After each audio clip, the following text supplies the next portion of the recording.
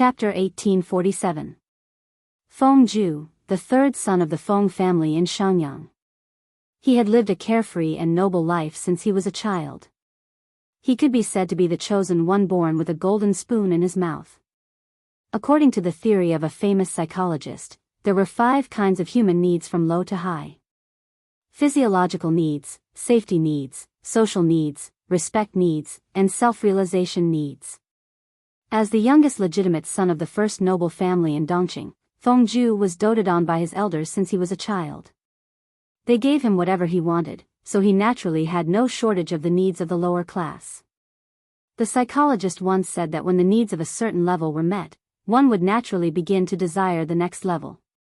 Feng Zhu was naturally the same. He was born with something that others could not have. The remaining meaning of life was to pursue himself. In layman's terms, he was a teenager who thought about challenging the impossible all day long to make further progress in his life. Of course, his heart was lonely. Because vulgar people could not understand his pursuit and ambition. Just when the world was in chaos, Feng Zhu refused the letter sent by his eldest brother and second brother asking him to go home and stay there. He had to go out and find a wise master. Regardless of the feelings of his 2 brothers, Feng Zhu's servant was a little broken down and wanted to cry. Tears fell down his face. Feng Zhu's face was covered with dirt and he scolded him angrily. "Why are you crying? You're so annoying. Shut up." The servant cried even harder. His voice was hoarse, and his tears turned from one to a torrential downpour. He was very sad. He was not crying about how his Langjun loved to court death. He was grieving that he was going to die at such a young age. Yes, he was going to die at such a young age. When they were crossing the mountains, they were caught by a nest of bandits. They were now in the woodshed of the bandits' lair. The little servant felt that there was no hope of escape. Naturally, he wanted to cry to his heart's content. The bandits who caught them were all fiercer than the other. In short, the little servant was very scared. On the contrary, Feng Zhu was very calm. "What's the use of crying?" the servant sobbed. "Third Langjun, this place is so remote. If something happens, I'm afraid your family won't know." Feng Zhu said, "I didn't even cry. Do you think my life is less important than yours?" At this time, Feng Zhu was young and full of vigor. He had the arrogance of a young man from an aristocratic family. The servant was speechless, but he did not dare to disobey. There was no other reason. If it weren't for the attendant dragging them down, Feng Zhu wouldn't have been caught. The errand boy was frightened by the bandits who jumped out and kept clinging to Feng Zhu, making it impossible for him to pull out his sword and causing Feng Zhu to be captured by the bandits. In short, the errand boy was very timid now. He was afraid that he would be killed by the angry Feng Zhu before he died in the hands of the bandits. I'm sorry, Langjun. I didn't mean to burden you." Feng Zhu's mind was also in a mess at this time, and the boy servant was making all kinds of noise in his ear. He really couldn't help but go down. The errand boy muttered insensibly. Actually, if San Langjun hadn't run away from home, Feng Zhu said angrily, "Shut up." Did he run away from home? He was fumbling ahead for his ideals and life. Mediocre people did not understand his pursuit and ambition at all. After the master and servant had heard each other for a while, the door of the woodshed that had been closed for a long time finally opened. A few tall and burly figures stood at the door against the light. Feng Zhu's heart tightened, but he also knew that this was not the time to panic. The bandits did not kill them on the spot or interrogate them, mostly because the master and servant still had some value. The negotiation would most likely affect the lives of the 2 of them. In any case, saving their lives was the most important. They could not let these bandits think that the master and servant were fat sheep that could be easily slaughtered. When the time came, they would kill the hostages of the Feng family. After all, no one could escape unscathed after offending the Feng family. It was better to kill the hostages and end all troubles once and for all. However, they could not let the bandits think that the 2 of them had no value at all. For the bandits, the worthless captives were too old and sour even if they were chopped up and fed to pigs. Only when the value was not high or low, and they found the right position, could they survive safely. If it really did not work, Feng Zhu could still hide his identity and feign civility with the bandits. After gaining their trust, he could plan a later plan and contact the Feng family. "Where are you taking me and Langjun?" The errand boy shrank his head in fear like a quail, but he still plucked up the courage to ask the bandits why they were here. The bandits snorted coldly, picked up the collar of the boy's servant, and dragged him away. One of the bandits asked Feng Zhu with his eyes. Feng Zhu's expression froze, and he waved his hand. "No, I have my own legs." Third Lang of the Feng family would definitely not embarrass the Feng family. Feng Zhu went to see the bandit leader with this idea. Where was the bandit leader? Feng Zhu stood in the huge hall. The main seat was draped with a neat tiger skin, and the woman who sat in the indifferent posture was sitting there. The woman's expression was cold and unruly, and there was a cute big cat spot lying on her lap that everyone wanted to hug, kiss, and scratch. It was obviously a tiger. The tiger, the king of all beasts, was lying on the woman's lap like a cat, and from time to time, it let out comfortable and coquettish snores. There was no doubt that the bandit leader Feng Zhu wanted to see was none other than this woman. "What's your name?" The woman was too lazy to lift her eyelids, and her slender fingers moved through the tiger's fur. Feng Zhu thought of something and bowed respectfully. "I'm Feng San." "Feng San?" The woman smiled lazily. She rubbed her bare feet on the tiger's belly, and the obedient tiger rubbed its big furry face on her knee. This scene was really harmonious and beautiful. What the hell? Feng Zhu did not think that this tiger was kind and cute. There was still raw meat hanging from the corner of its mouth. "Are you really called Feng San? What kind of parents would give their son such a name?" Feng Zhu lied through his teeth. "My family is poor. Although my parents want to support my third son to study, their ability is limited after all." "Third son? You have an elder brother besides you in your family?" Feng Zhu said, "Yes, the eldest brother is Feng De, the second brother is Feng Er, and I'm the third. Naturally, I'm Feng San." When he lowered his head, he did not notice a hint of a smile flashing across the woman's eyes. That smile was not a kind smile, but a blatant mockery. It was true that Feng Zhu's acting skills were passable, but the boy servant beside him was not. Did he not see that the boy servant's expression was full of flaws? Feng Zhu was lying. However, the name Feng San was simple and crude. It was probably similar to the pronunciation of the family's San Langjun, right? The woman did not pursue the matter, and only said, "Your family is poor? Then I can't let you live. Drag him down and chop him up to feed him. That way, we can save some meat." "Chop him up to feed who?" Just look at the excited look on the tiger's face as it crouched beside the woman. The boy's servant was so scared that he fainted. Feng Zhu did not look too good either. He tried his best to fight for the possibility of survival. For example, although his family was poor, he was good at reading and was knowledgeable. Unfortunately, he was born into a poor family, so he could not enter the officialdom to seek an official career. So if the woman let him live, he was willing to be the woman's inept advisor and help her manage the bandit stronghold. It was also a way out. The woman sneered, "Do you want to be a bandit like me?" Feng Zhu said, "There are 360 professions, and every profession is worth a try." So what if he was a bandit? Couldn't bandits have the ambition to improve themselves and work hard to expand their career? Professional discrimination was unacceptable. Feng Zhu spoke with fervor and assurance again. The surrounding bandits who were listening were tempted, but the woman had the final say in the bandit stronghold. If she refused to agree, no matter how much the bandits valued Feng Zhu's talent, Feng Zhu could only be chopped up and fed to the tiger. After a while, the woman nodded and said, "He's a little interesting. Keep him." "Is the boy servant next to you?" Feng Zhu said, "Yes. My family is poor, but it's still possible to buy a cheap boy servant." The woman said, "Throw him into the backyard to clean and wash clothes.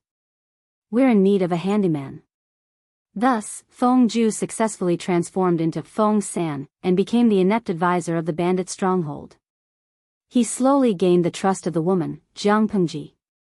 Only then did he know that the seemingly ordinary stronghold actually had a wide range of businesses. Not only did they have a part-time job of robbing people, but they also worked as bodyguards to escort people. What if no one hired them? They could rob people and see if the merchants they stopped wanted to be robbed or if they wanted to hire them as bodyguards. Feng Ju was dumbfounded by the bandits' actions. "Isn't it not good to do this?" The woman rolled her eyes. "We are bandits. When have bandits ever been reasonable?" Bandits were unreasonable, especially the bandit leader, Jiang Pengji. Not only did she dare to rob rich people, but she also dared to rob the officials of Dongqing's government. She was simply lawless. Feng Ju complained in his heart, but in fact, he was taking the side of the evildoer. After a few months, Feng Ju was gradually brainwashed by the woman. He surprisingly agreed with all kinds of words she said. Every night, he told himself to calm down, but during the day, he followed the bandit leader everywhere to challenge and annex the surrounding bandit strongholds. For the sustainable development of the bandit stronghold, Feng Ju also worked day and night. As a genius advisor, Feng Ju was also keenly aware of the suspicious aspects of the bandit stronghold. The seemingly unreasonable bandit leader seemed to be secretly planning something. There was nothing to study about the other bandits, but the bandit leader was very suspicious. In order to solve this mystery, Feng Ju had several opportunities to leave the bandit stronghold, but he didn't. He continued to stay. One day, Feng Ju made great contributions in annexing the bandit stronghold. He arranged all kinds of personnel very well. The bandit stronghold held a celebration banquet. As the inept advisor, Feng Ju was also surrounded by the crowd and drank a lot of wine. As he drank, he got drunk. When Feng Ju was young, he didn't have a good alcohol tolerance. When he drank too much, his eyes were watery. His behavior was very different from usual. He was drunk and couldn't hold back the words in his heart. He boldly asked the doubts in his heart, but he found out Jiang Pengji's big plan. "I want to overturn this world." The bandit leader, who was also drunk, climbed onto the roof. He held a wine pot in one hand and pointed at the full moon in the sky with the other. "I want the sun and the moon to turn upside down. I want all living beings to surrender to me." Feng Ju crouched under the ladder with the wine pot in his arms and clapped for her. "Great ambition, First Master." Jiang Pengji asked him drunkenly, "What do you want to do?" Feng Ju said drunkenly, "My ambition isn't as great as yours." He was really drunk, but the First Master seemed to be drunk, but in fact, his eyes were clear and bright. Occasionally, there was a sly glint in his eyes. Feng Ju roared at the moon, "I want to achieve what the predecessors couldn't do." There was no obstacle in the world that Feng Ju couldn't overcome. What was so interesting about making use of the Feng family's background to dominate the court? Dongqing, the court, the corrupt officials. Which one of them was worthy of him? Was the emperor of Dongqing worthy of him bowing down to him? When he thought of his eldest brother and second brother following the path arranged by their families and living according to the prescribed order, he felt extremely uncomfortable. It wasn't because he felt uncomfortable, but because his two brothers couldn't live according to their wishes. "You want to overturn the world, overturn the sun and the moon, and make all living beings surrender to you. I'll help you do these impossible things." This time, it was Jiang Pengji's turn to clap for him with the wine pot in her arms. "Great ambition, military advisor Feng San." Feng Ju's cheeks were red from the drunkenness. He swayed left and right with weak footsteps. He waved his hand and said, "Well said. It's a small matter. It's not worth bragging about." The moon that night was bright and clean. It was cold, but it didn't make one feel cold. Instead, it was very comfortable. It was also from that night onwards that Feng Ju and the bandit leader had a strange tacit understanding that outsiders couldn't explain. Drinking, having fun, and stirring up trouble were things that Feng Ju couldn't or didn't dare to do in his life 10 or 20 years ago. Feng Ju had done them all happily even though he was the third son of the Feng family. He thought that meeting Jiang Pengji was the best accident in life. But as time went by, the world changed. His identity changed from Feng San, Feng Ju, military advisor Feng, to official Feng. It seemed that he had gained a lot, but in fact, he had lost more things when his identity changed. Some of these things were given up willingly, and some were lost because he was forced to do so. Many years later, the female bandit leader became the ruler of the world. When she drunkenly called him Feng San, Feng Ju also responded with a drunken smile. It seemed to be intimate, but it was actually alienating. Or rather, they both knew that the other party wasn't drunk. They were just pretending to be drunk. They used to talk about everything, but now they were distant and indifferent. Feng Ju had his own difficulties. He became the person she once hated the most and walked the path that was completely opposite to her expectations. The dream was long and meaningful. Feng Ju lay on the bed and couldn't help but smile. Sometimes he frowned and felt sad. Until the sound of the bell rang faintly in his ears and woke him up from the dream. Why, is it so noisy outside? Feng Ju opened his eyes. He, who had a gray beard and hair, had suffered a serious illness recently. His condition had only improved in the past few days. That was why he was dreaming about the interesting events of his youth. The bell outside had yet to stop. Feng Ju felt that it was very noisy. At this time, the filial son and grandson who were guarding outside said in a trembling voice, "The Emperor of Daxing." Feng Ju felt that something was wrong. Who? The eldest son said with a pale face, "The Emperor of Daxing passed away half an hour ago." Feng Ju sat on the bed. The string of beads in his hands scattered all over the ground. The person who had been companions for nearly 40 years, left just like that? They met insignificant people and got to know each other by chance. Although it was absurd, it was still an interesting conversation between the ruler and the minister. The only flaw in this interesting conversation was that the ending was not what they were happy to see. The relationship between the ruler and the minister did not last to the end. Instead, it was alienation and indifference. "Father, please, restrain your grief." Feng Ju was silent for a long time. From the first glimmer of dawn to the approaching dusk, he finally snapped out of his trance. His body stiffly picked up the scattered beads on the ground. "Come, change your clothes and enter the palace to see the former emperor." The former emperor had passed away. Even if the minister was too sick to get up, he still had to crawl over. Feng Ju didn't know that the new emperor who had ascended the throne after being suppressed by the aristocrats still had some affection for the Feng family. But he couldn't take the initiative to give them something to use against him. After all, the former emperor and the former emperor's daughter were different. In the future, I'll have to make a living in the hands of your daughter. Chapter 1848. Feng Ju's most treasured xiangfei bamboo was planted in the courtyard. Every time the breeze blew, the bamboo leaves rustled. Rockery, flowing water, flowers, dense bamboo, it was a quiet and elegant scene. "I'm afraid you, Feng Huijia, are the only one who knows how to enjoy life in the Feng family. This is the wine you brewed yourself. The taste is indeed unique." The woman in a pine green dress casually leaned against the rockery by the pond. One of her feet was fiddling with the gravel, and the other was on the water surface. She reeked of alcohol, and her cheeks were flushed. Her right hand held a red rope, and the other end of the red rope was an empty jar of wine. "Even drinking wine can't shut your mouth. You climbed over the wall and sneaked into the wine cellar. Not only did you drink for free, but you also complain that I'm idle. You're really hard to please." Feng Ju was also sitting not far away. He leaned against the table and held a jar of wine in his arms. With a look of disdain, he said, "Remember to pay for the wine." The woman in the pine green dress revealed a drunken smile. She held her forehead with her hand and tucked her fingers between her fingers. Her long hair that was scattered on her forehead was pushed to the back of her head. She said lazily, although it's just a few jars of wine, it shouldn't be expensive.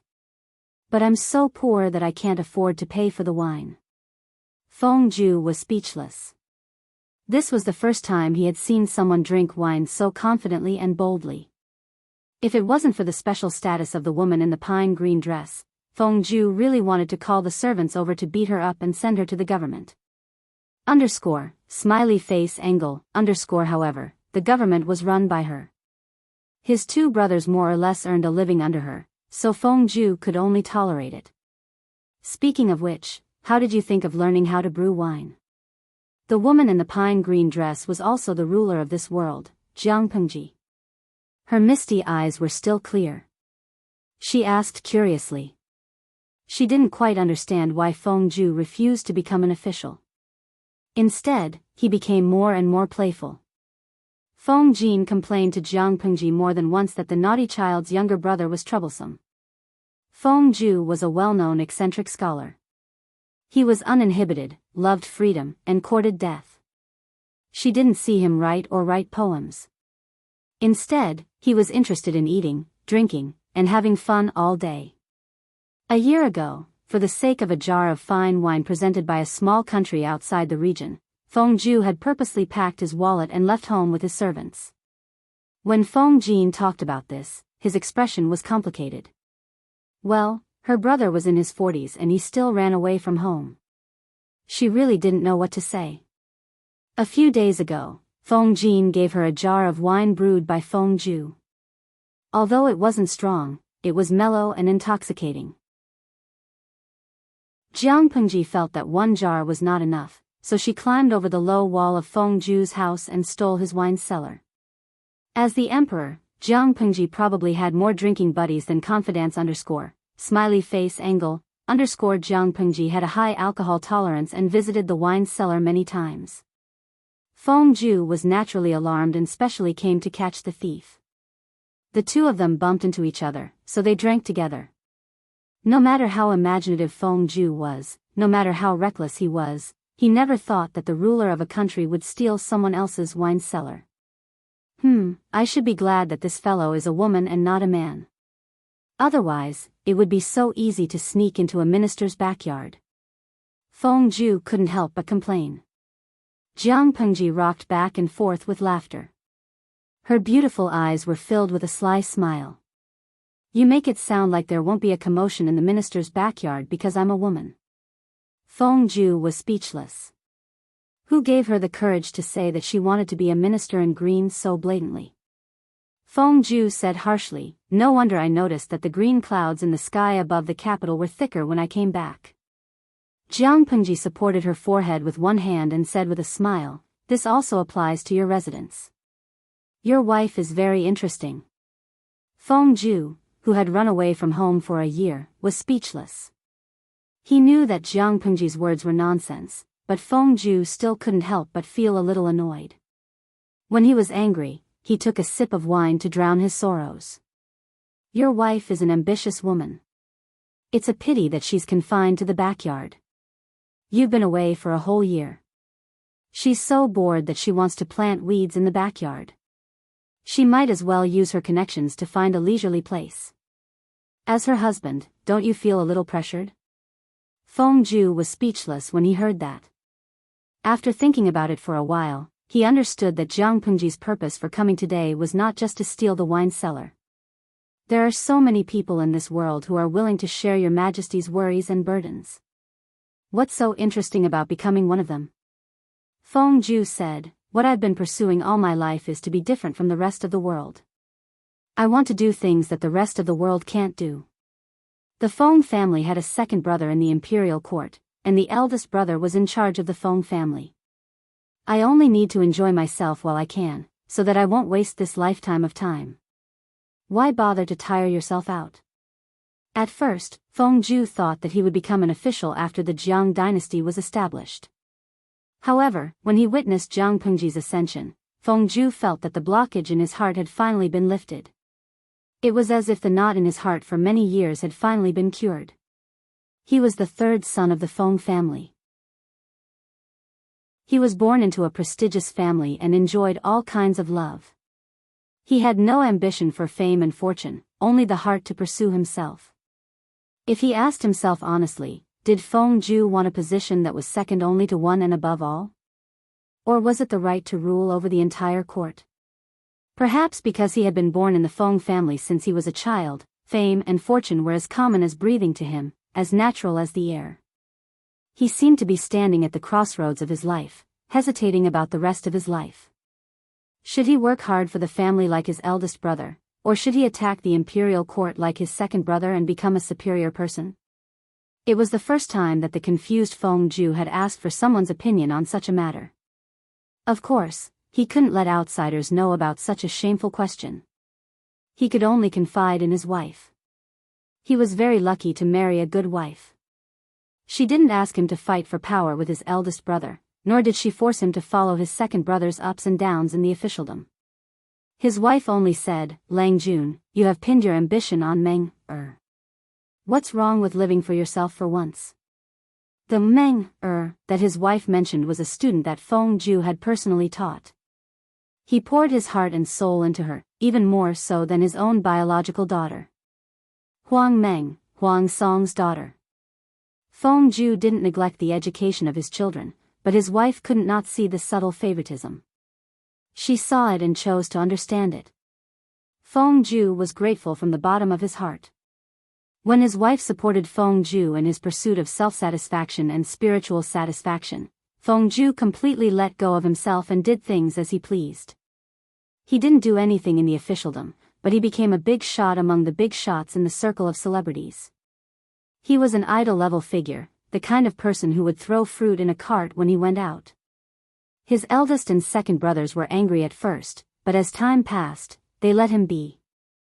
To appease his two brothers' anger, Feng Zhu simply sent his son and daughter to them. He said bluntly that he had no opinion on whichever one his brothers wanted to groom into the family or the imperial court. Feng Jin, Feng Gui, Feng Zhu was also a weirdo who pushed his children to be in the limelight. He never expected that such a weirdo would become Jiang Pengji's drinking buddies. Not only did they drink and chat about the future, but they also helped Jiang Pengji analyze the current situation. Feng Zhu wasn't a member of the imperial court, but his sensitivity to the political situation was something that even Feng Jin couldn't compare to. It's just that a bystander has a clearer view of things. After all, second brother is still involved in the situation. Regarding this, Feng Zhu modestly expressed that he was inferior to his second brother. Compared to the political affairs of the imperial court, he hoped to experience more interesting things that he had never experienced before. Every time Jiang Pengji heard him say this, she couldn't help but roll her eyes. If Huayu and the rest heard this, they'd probably go crazy with anger. From their point of view, Feng Zhu was currently losing his ambition and wasting his talents. Feng Zhu said, "What's there to be angry about? They're already in their 40s. What if something bad happens to them?" Jiang Pengji said, "You know that they're old, yet you still don't restrain yourself?" Feng Zhu rested his chin on his hand and sighed. In one's life, it's not easy to have a chance to live for oneself and to live the way one wants to live. Jiang Pengji smiled as she drank. "You've left for half your life, yet you're still young when you return.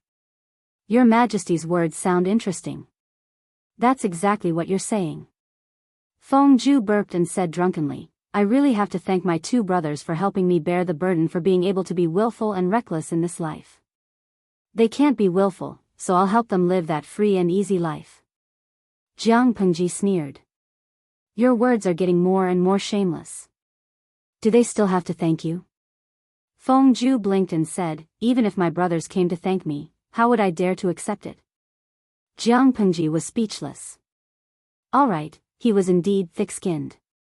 He was very much to her liking. She didn't like to deal with old-fashioned people who were too serious. On the contrary, she admired those who were so unconventional and could play with them. Feng Zhu talked about the scenery outside the region, the desert oasis, and the beasts in the dense forest. Jiang Pengji listened very seriously. These scenes should be common to her, but after she came to this world, she was trapped in a small place. The scenery that Feng Zhu spoke of was distant as if it was from her previous life. Oh, no, it was her previous life. Jiang Pengji sneered and said, "You're making my heart itch with these words. If I were to be urged by you to abandon the court and run away from home impulsively, without a care for anything else," Feng Zhu smiled and said, "in that case, I'll become a sinner for all eternity. I'll really be recorded in history." Jiang Pengji stopped smiling and twirled the red string with her fingers. "It's a good suggestion, but wait a little longer. When Lian is 18 or 20, I'll let her travel the world. Remember to lead the way then." It seemed like a joke, but her eyes were full of seriousness. "Huijia, you have to travel more, lest there's no one to introduce you to in the future." Feng Zhu also said seriously, "Your Majesty is in the prime of your life. It's still too early to talk about abdicating." Jiang Pengji shook her head. "It's not early. The first half of my life, or rather, most of it, will be left to others. The remaining few years will naturally be left to the person in my heart." Feng Zhu said nothing. "Are you really not going to enter the court?" Feng Zhu shook his head. Jiang Pengji said, "It's good that you don't. Some things are tainted with power and interests. It's too easy to change its taste. For example, your wine tastes just right. Brew more wine. It's delicious. Maybe in the future, the history books will record a few words and people of the future will use your name to name this wine." Feng Zhu sneered and said, "What wine? Feng Sanju? What a vulgar name." Jiang Pengji never walked through the front door. Even though she secretly drank so much that she reeked of alcohol, she still insisted on climbing over the wall. "How old are you? You think you're still young." No matter which wall Jiang Pengji climbed over, it seemed that Wei Ci would always be standing outside. She sometimes wondered if he was a spirit at the base of the wall. "I'm very happy today." Wei Ci supported her. The two hugged each other and leaned against the wall. "What's there to be happy about, Your Majesty? Based on my age, in another 8 or 9 years, Lian will be able to hold her own. This burden can finally be relieved. How can I not be happy? It's still a long time." Jiang Pengji jumped onto his back.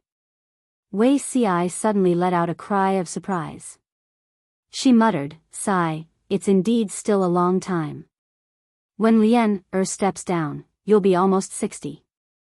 Wei Ci laughed and said, "I'll be old. Do you still like it, Your Majesty?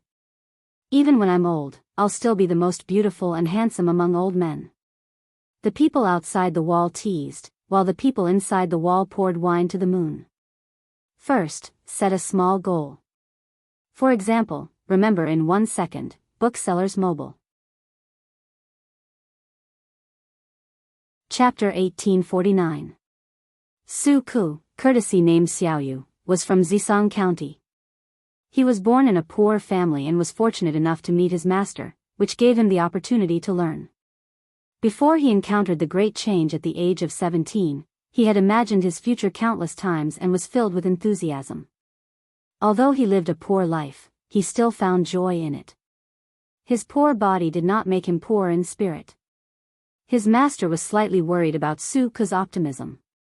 The more virtuous a person was, once he encountered a setback, he would either be more stubborn or completely destroyed and fall into the abyss. The Dongqing court respected the gentry, and the living space left for the poor was not rich, not to mention that Su Ku's family was not even comparable to an ordinary poor family. With such a proud character, he was really worried that Su Ku would not be able to take it if he encountered continuous setbacks in reality. His master had a vague premonition, but he did not tell Su Ku directly. He only wanted to wait for him to grow older and have a good talk with him. He never expected that Su Ku would be in prison because of a wrong decision. Caught and thrown into prison? How did this happen? Su Ku's master was awakened by his servant. He was so shocked that he forgot to speak. How could Xiaoyu kill someone? "Quick, help me change my clothes and bring me to the county chief."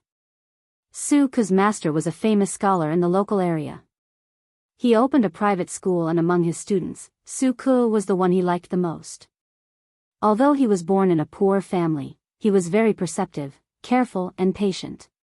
He also had a photographic memory, so it was very easy to teach him. He even planned to recommend Su Ke to find a friend in Shangjing when he was 20 years old and help Su Ke have a future. How did he become a murderer? The county chief of Zisong County revealed a little inside information for the sake of the famous scholar. It turned out that Su Ke's mother had offended a noble when she went to the market to buy vegetables. She was pushed to the ground by the noble's servant and died. Su Ke had just returned home from school and heard the news. He was very sad and angry. He took a knife and went to seek revenge. In the end, he killed the noble's servant. He was outnumbered, and in the end, he was caught, beaten up, and thrown into prison. The county chief sighed, "I know he is your favorite disciple, so I sent someone to take good care of him. He won't suffer too much in prison." His master's mind went blank. After a long while, he said, "You should avenge your mother." "What did you do wrong, Xiaoyu?"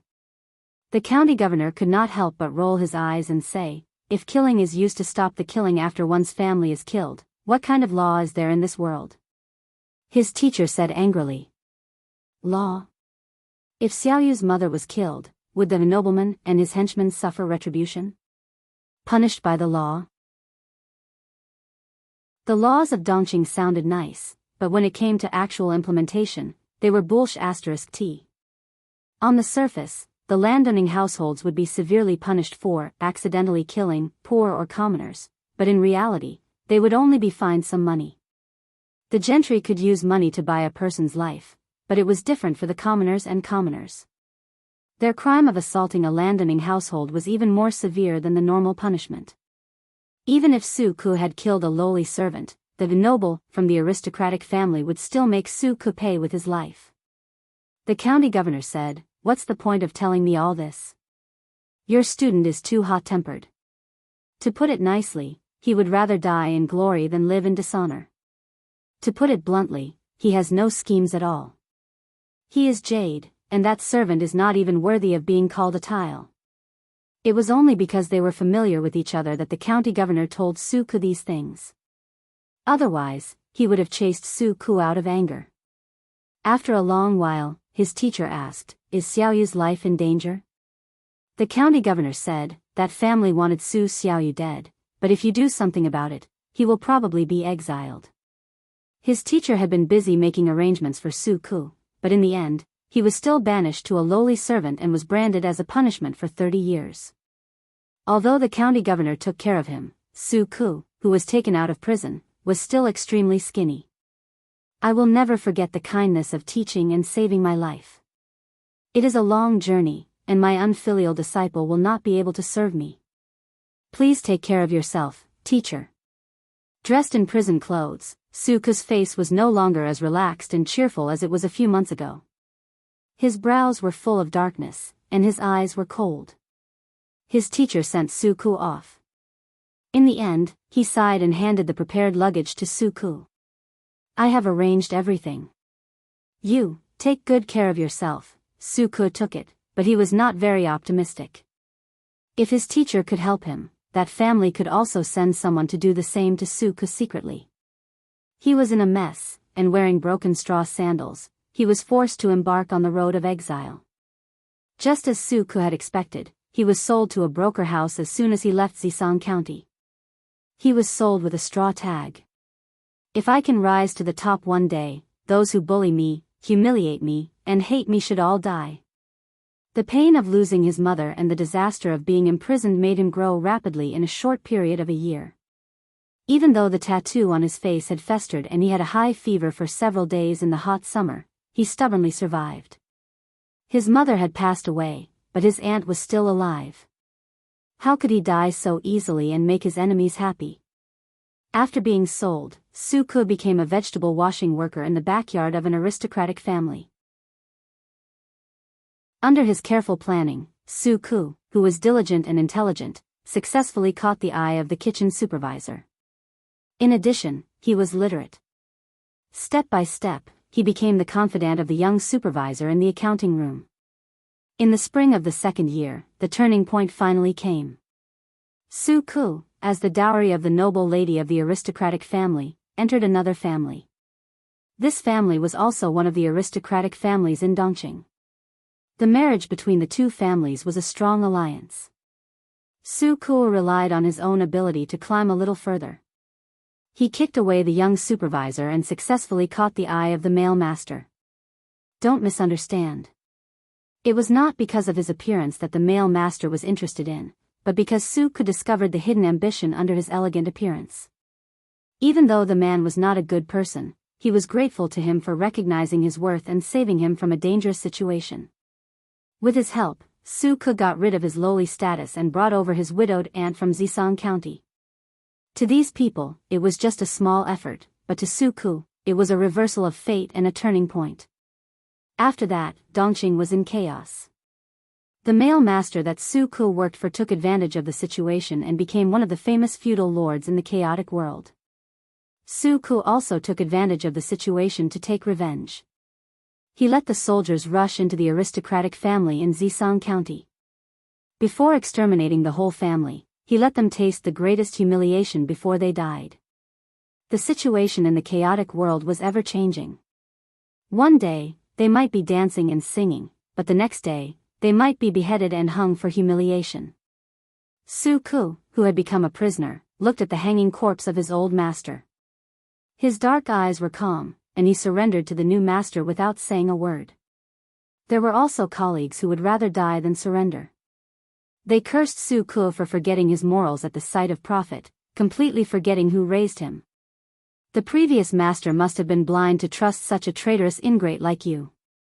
Su Ke had a rebellious streak in his brain. His straightforward action of defecting to the new master seemed to prove this point. A traitorous villain was not to be trusted. Su Ke said coldly, "It's useless to say more." Another 2 years later, Su Ke relied on his outstanding ability to gain the trust of the new master, Jiang Pengji. She entrusted him with important tasks. Su Ke did not let down Jiang Pengji's trust in him. He took care of everything properly. Su Xiaoyu, I advise you. One day after the celebration banquet, Su Ke met Feng Ju, who reeked of alcohol. When they passed each other, he heard the latter muttering. What do you mean? Su Ke stopped in his tracks and looked at Feng Ju calmly. If Xiaoyu has done anything wrong, please don't hesitate to enlighten me. At that moment, when the night wind blew, Feng Ju shivered and sobered up a little. No, nothing. Feng Ju acted like he was in pain. He waved his hands and left. Su Ke's heart sank slightly, but he did not give up his plan because of this. In order to avenge the previous master, he had been planning for a long time. He absolutely could not give up halfway at this time. Su Ke admitted that Jiang Pengji was much better as a lord than the previous master, but so what? The person who saved him from the swamp was the previous master. That day, Su Ke promised the heavens that he would remain loyal for the rest of his life. For him, there was no right or wrong in this matter. There was only the difference between what should be done and what should not be done. Su Ke made use of Jiang Pengji's trust in him to tamper with the military reports and misrepresent the military situation. Not only did he secretly collude with the ambitious surrendered generals to rebel, but he also lured Jiang Pengji to lead her troops deep into the enemy's encirclement. He also took advantage of the situation to cut off Jiang Pengji's supply of military rations and any escape route. When Jiang Pengji's confidants realized that something was wrong, the best time to rescue them had long passed. Qiguan Rang waved his feather fan and said calmly, "She treats you well." Su Ke used all the spies he had plotted for years. He did not intend to leave a way out for himself. When he was captured by Qiguan Rang and his men, he was prepared to die. However, before he died, there was still Jiang Pengji on the road to hell. He did not lose out. So what if she treats me well? I'd rather use these treats in exchange for my lord's life and the safety of my family. Su Ke said, besides, TSK, if it weren't for your stupidity, your bravery, and your arrogance, you wouldn't have taken so long to realize that something was wrong. After a day and a night, Livor Mortis appeared. Su Ke still remembered the death of his old lord. Jiang Pengji was ruthless. His old lord was hung on the city wall as a warning to the public. His family members, old and young, also fled. None of them survived. Qiguanrang said, "Why are you so stubborn? The lord you mentioned wasn't a wise lord. It doesn't matter if he died earlier or later. It's just a different time. Even if he didn't die in the hands of the Lord, he would die in the hands of others. You're smart, how could you not see through it? But he was personally killed by Jiang Pengji. The hypothesis you mentioned doesn't exist." Su Ke sneered. "It doesn't matter if Jiang Pengji is a wise lord or if my lord is only ambitious but not capable. What does that have to do with me? I've never cared about the lives and deaths of the people in this world. You have a noble aspiration to save the common people and end the chaotic world, but I, Su Ke, am just a villain through and through. I don't see justice in black and white." He was tired of the so-called law. The world was chaotic and messy. If Jiang Pengji was changed, she would just be repeating the old path of the predecessors. Would she bring justice to the people? Could she make the law treat everyone equally? Don't joke with me. From the beginning to the end, Su Ke only wanted this person's life to avenge the death of his old lord. There was no other nonsense to say. Qiguanrang sighed. "If that's the case, there's nothing else to say. Su Xiaoyu, have a safe journey. Consider it a token of my gratitude for working with you for the past 2 years." For the sake of these sentiments, he would let Su Ke die with dignity. Su Ke felt that something was wrong. Jiang Pengji was killed. "Why are you indifferent?" Qiguanrang said, "My lord has clear eyes and a clear heart. She's the best at seeing through people's hearts. How could she not see whether you're sincere or not?" Su Ke's heart sank. "She didn't fall for it." Qiguanrang said, "She fell for it. She did it on purpose. She just beat her at her own game. At most, she was in a sorry state. Her heart was hurt a little." Qiguanrang believed that at some point, his lord really trusted Su Ke. She even gave him a chance. If Su Ke gave up on the plan, this matter would be over. Unfortunately, Su Ke didn't. It gave Jiang Pengji a chance to clean up the disloyal people in her camp. Cleaning up a group of people would be considered as getting rid of the weeds and keeping the gold. Su Ke sneered. "There are 7,000 enemy troops in ambush. She has no chance of survival." Jin Shichuan, whom he had carefully chosen, would be her burial ground. At that moment, a low sound of armor clashing came from outside the tent. There were familiar footsteps and a familiar cold voice. "Xiaoyu, I'm really disappointed. Not only did I survive, but I'm also unscathed." The tent was lifted and a person covered in blood came in. The straw sandals under her feet had sucked a lot of blood. Every footprint was stained with blood. Su Ke looked at her without saying a word.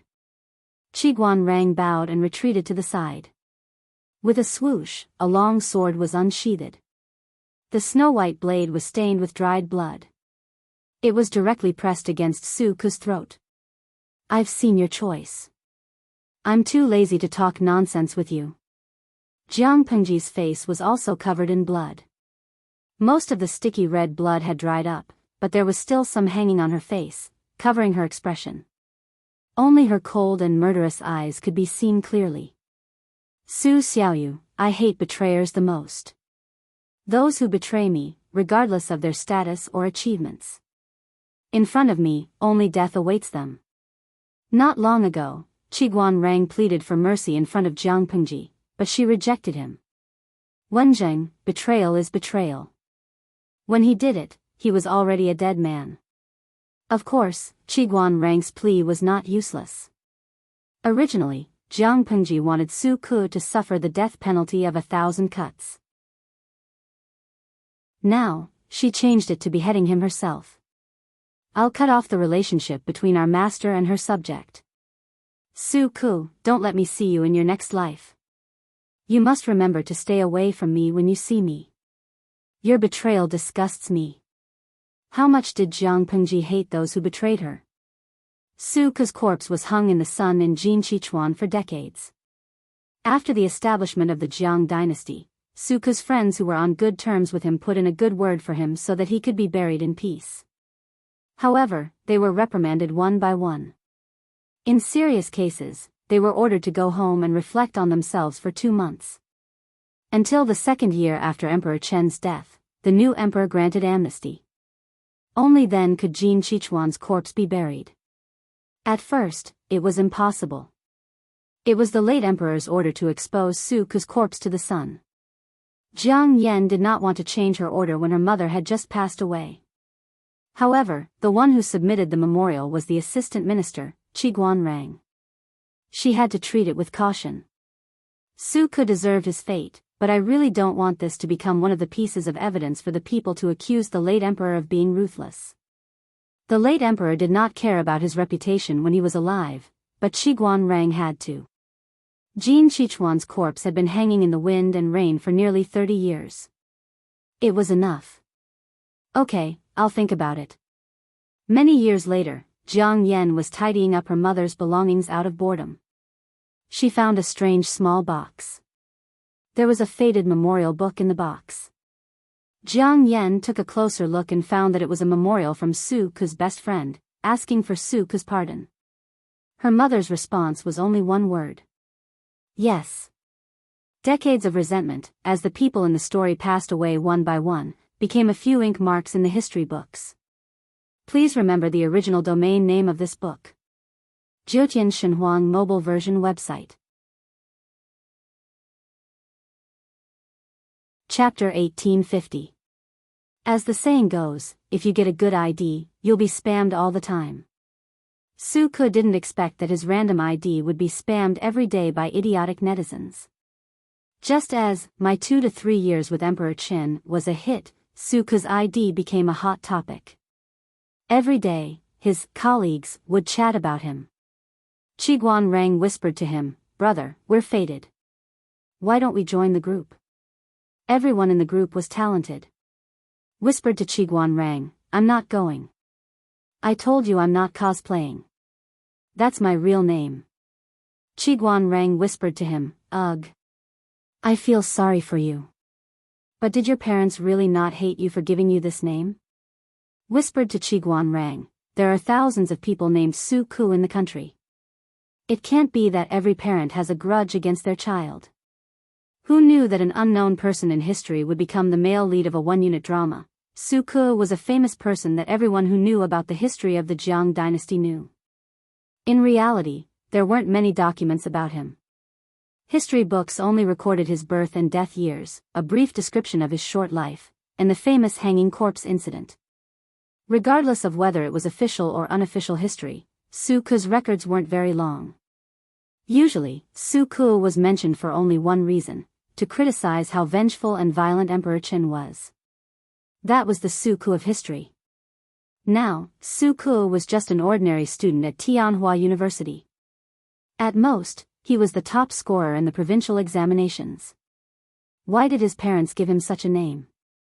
According to the monk, it seemed that it was because his fate was relatively light. Before he entered high school, Su Ke didn't think there was anything wrong with his name.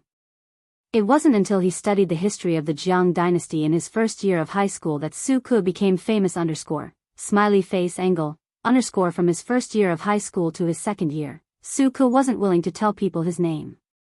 However, after My 2 to 3 Years with Emperor Qin was broadcasted, the low-key Su Ke suddenly became famous. Not only in real life, but also on the internet. My 2 to 3 Years with Emperor Qin was a well-crafted one-unit drama. It mainly focused on the interactions between the male and female leads of each unit, and then pieced together the life of the first female emperor of the Jiang dynasty. Of course, the so-called male lead did not mean that he and the female lead had romantic feelings. In fact, this drama was excessively clean, and there was not a single hint of ambiguity between a man and a woman. The so-called male protagonist of a unit was merely the male character who had the most scenes in the corresponding unit. Up until now, the show had already had 2 male leads, and it was currently serialized in the Su Qi chapter. As one of the most popular dramas in the summer, the royal family had recommended it, and it immediately exploded on the internet. Unfortunately, Suku had become the fish in the moat. He looked at the wave after wave of family recognition and sympathy on the private chat interface. There were even people who maliciously asked him about his experience of being left to dry for 30 years. Bah, he was still a 23-year-old young man. How could he have been left to dry for 30 years? He clicked on the top right corner of the mouse and closed the game. I really don't understand. What right does a nobody with less than 100 words in history have to be the male lead of a popular national drama? Suku sat on the upper bunk and angrily unlocked his phone. He logged into the membership app and scrolled to the latest episode of My 2 to 3 Years with Emperor Qin. He said to his roommate, I heard that the royal family released a batch of historical documents. What does it have to do with Suku? What does it have to do with me? His roommate said, I don't know about that. I heard it from old Nya. The old Nya his roommate mentioned was called Nya Guangshan. He was also an unlucky person who had clashed with a famous historical figure. But Nya Guangshan was much better than Suku. At the very least, he had clashed with a genius from Zhongzhou, while Suku had clashed with an unlucky person who had been left to dry for 30 years. Suku said, could it be that the historical documents released by the royal family have a lot of records of Suku? His roommate replied without looking up, I heard so. I heard that the scriptwriter of My 2 to 3 Years with Emperor Qin used many connections to move the royal family in order to have enough material to recreate historical figures. Isn't the official Weibo of the royal family the Xinjiang faction? Before the broadcast, he arrogantly said that he didn't want to watch it, but after the broadcast, he kept saying that it smelled good and Weibo 3 meals a day? Suku's third appearance must have some unknown secrets. The official history of the Jiang dynasty had only appeared in about 100 words, but he was qualified to have a place in a drama. There was a lot going on behind the scenes. Suku calmed down upon hearing this and tapped on the first episode of Su Chi chapter. By the time he saw the latest episode, the sky outside had already darkened. His roommate finally finished playing the game.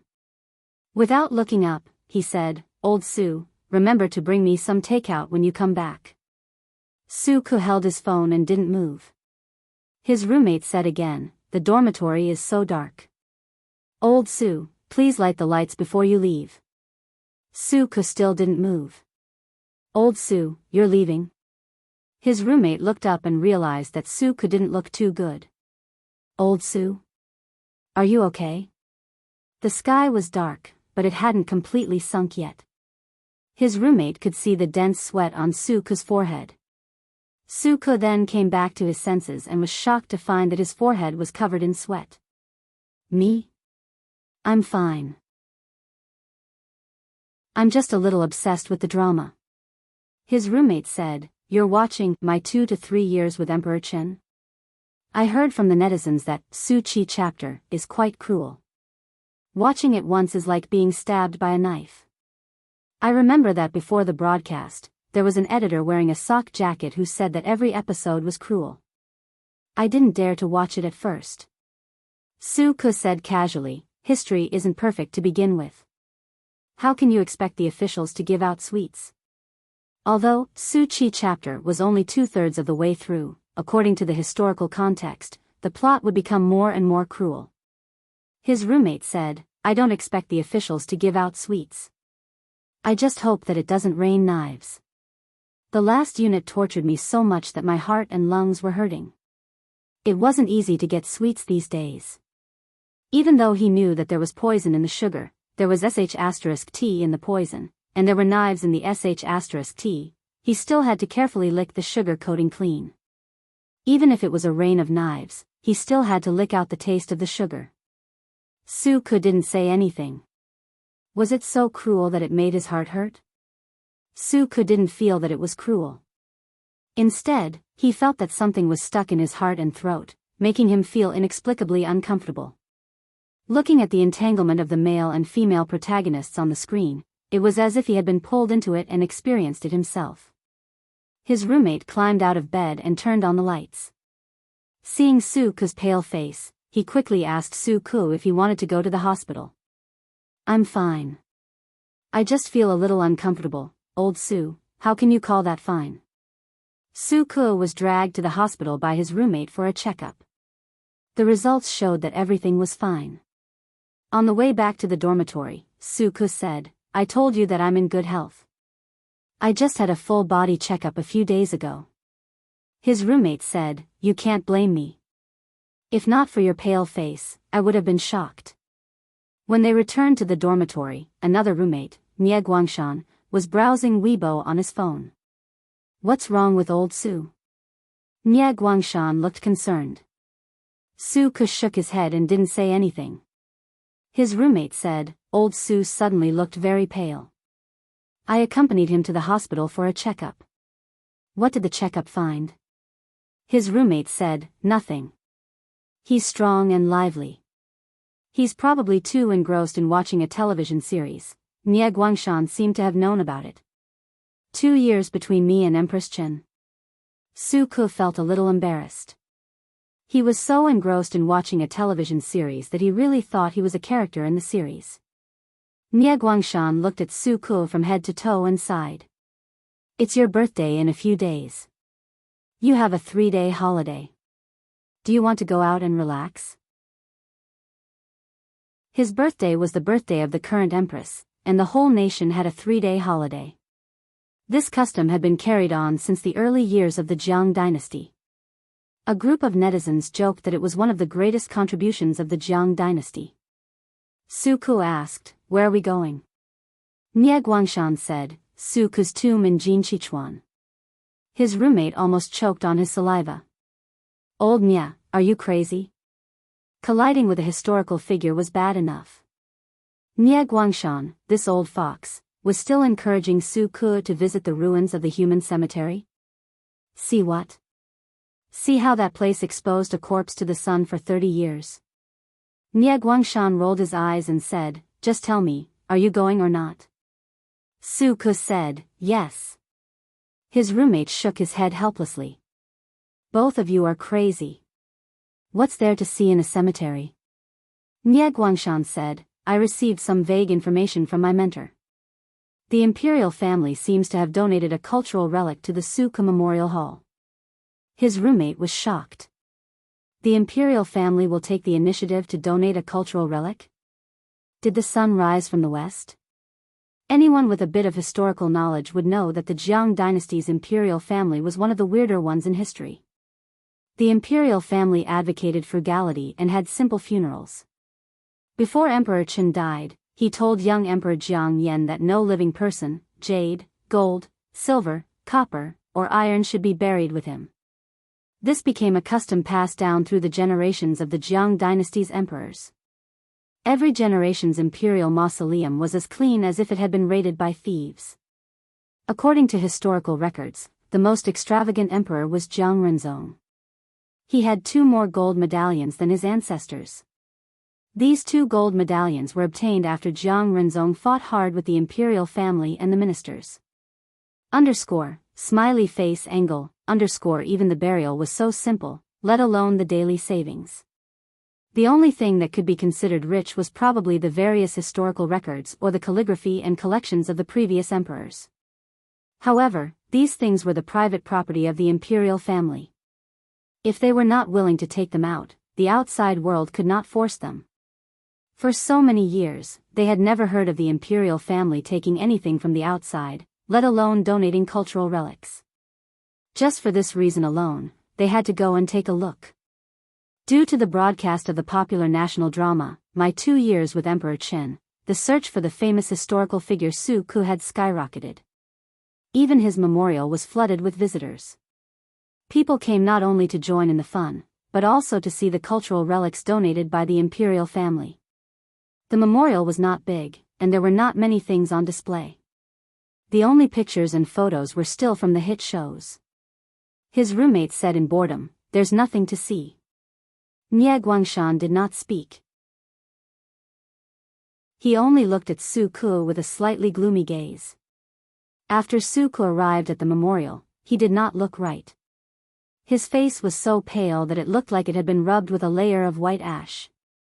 He looked as dead as a corpse. They had arrived early, so there were not many visitors in the memorial. Su Ke stood in front of the glass in the center of the memorial hall. His eyes seemed to be caught by something. He stared at the faded memorial that had been there for ages. Even though it had been through hundreds of years, the memorial was still well preserved. The ink on it was clearly visible. Jiang Chao's handwriting was quite different from modern characters. His roommate could only make out a few lines. What is written on it? Something about 70 years old, remaining life, last wishes. His roommate murmured. Some words could be guessed correctly, but some could only be skipped. This is a memorial to plead for Su Ke. Nie Guangshan smiled and read the second half of the memorial that his roommate could not understand. I am 65 years old, deaf and blind. Now that I am about to retire, I should be grateful for the Emperor's kindness, but I still have a regret for the rest of my life. Today, I beg your Majesty to pardon the sinful Su Ke and bury his body. His spirit in heaven will be grateful for your Majesty's benevolence. I will weep. Those who have studied history know that those who pleaded for Su Ke's life were all punished. Su Ke's body was only buried after the new emperor ascended to the throne. Emperor Chen had never forgiven Su Ke when he was alive and hated him to the core. It was written in history books, but take a closer look at the emperor's reply to the memorial.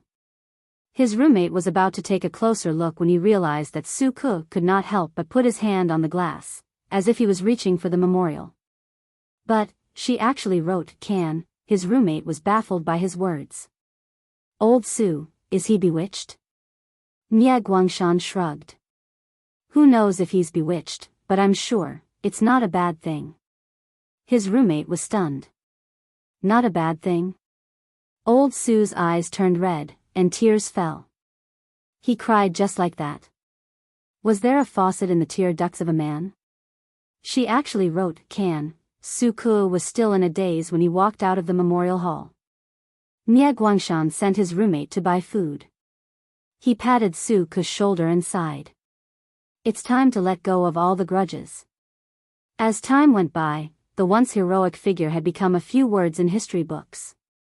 I thought she would never forgive me. Su Ke's gaze was different from usual.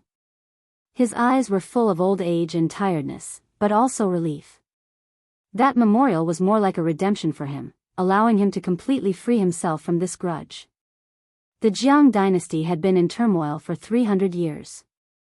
That person had proved to him how narrow-minded and bigoted he was back then. Please remember this book's domain name. Chapter 1851. Xiaoyu, have you encountered any difficulties recently? After the court session ended, Jiang Pengji discussed trivial matters with the ministers. When everyone dispersed, she asked Su Ke to stay for a private conversation. Su Ke looked puzzled. I have nothing important recently. Your Majesty suddenly asked about this. I'm confused. Jiang Pengji pointed at the few memorials piled on the desk and said to Su Ke with a heavy expression, these memorials are all against you. At a rough glance, there were at least a dozen books. Su Ke was a low-key official. Although he was one of the most important officials, he rarely caused trouble. The imperial censor couldn't find anything to use against him even if they wanted to, unlike Feng Zhen, who had an average of more than 20 books every month for the past year. If it wasn't for problems with his speech, then it was for his behavior. If it wasn't for the fact that he had too many problems with government affairs, Feng Zhen was covered in lice. Su Ke had always been the imperial censor's forbidden area. They wouldn't be able to pick out any mistakes even if they stayed there for half a year. The contents of the memorials were very uniform.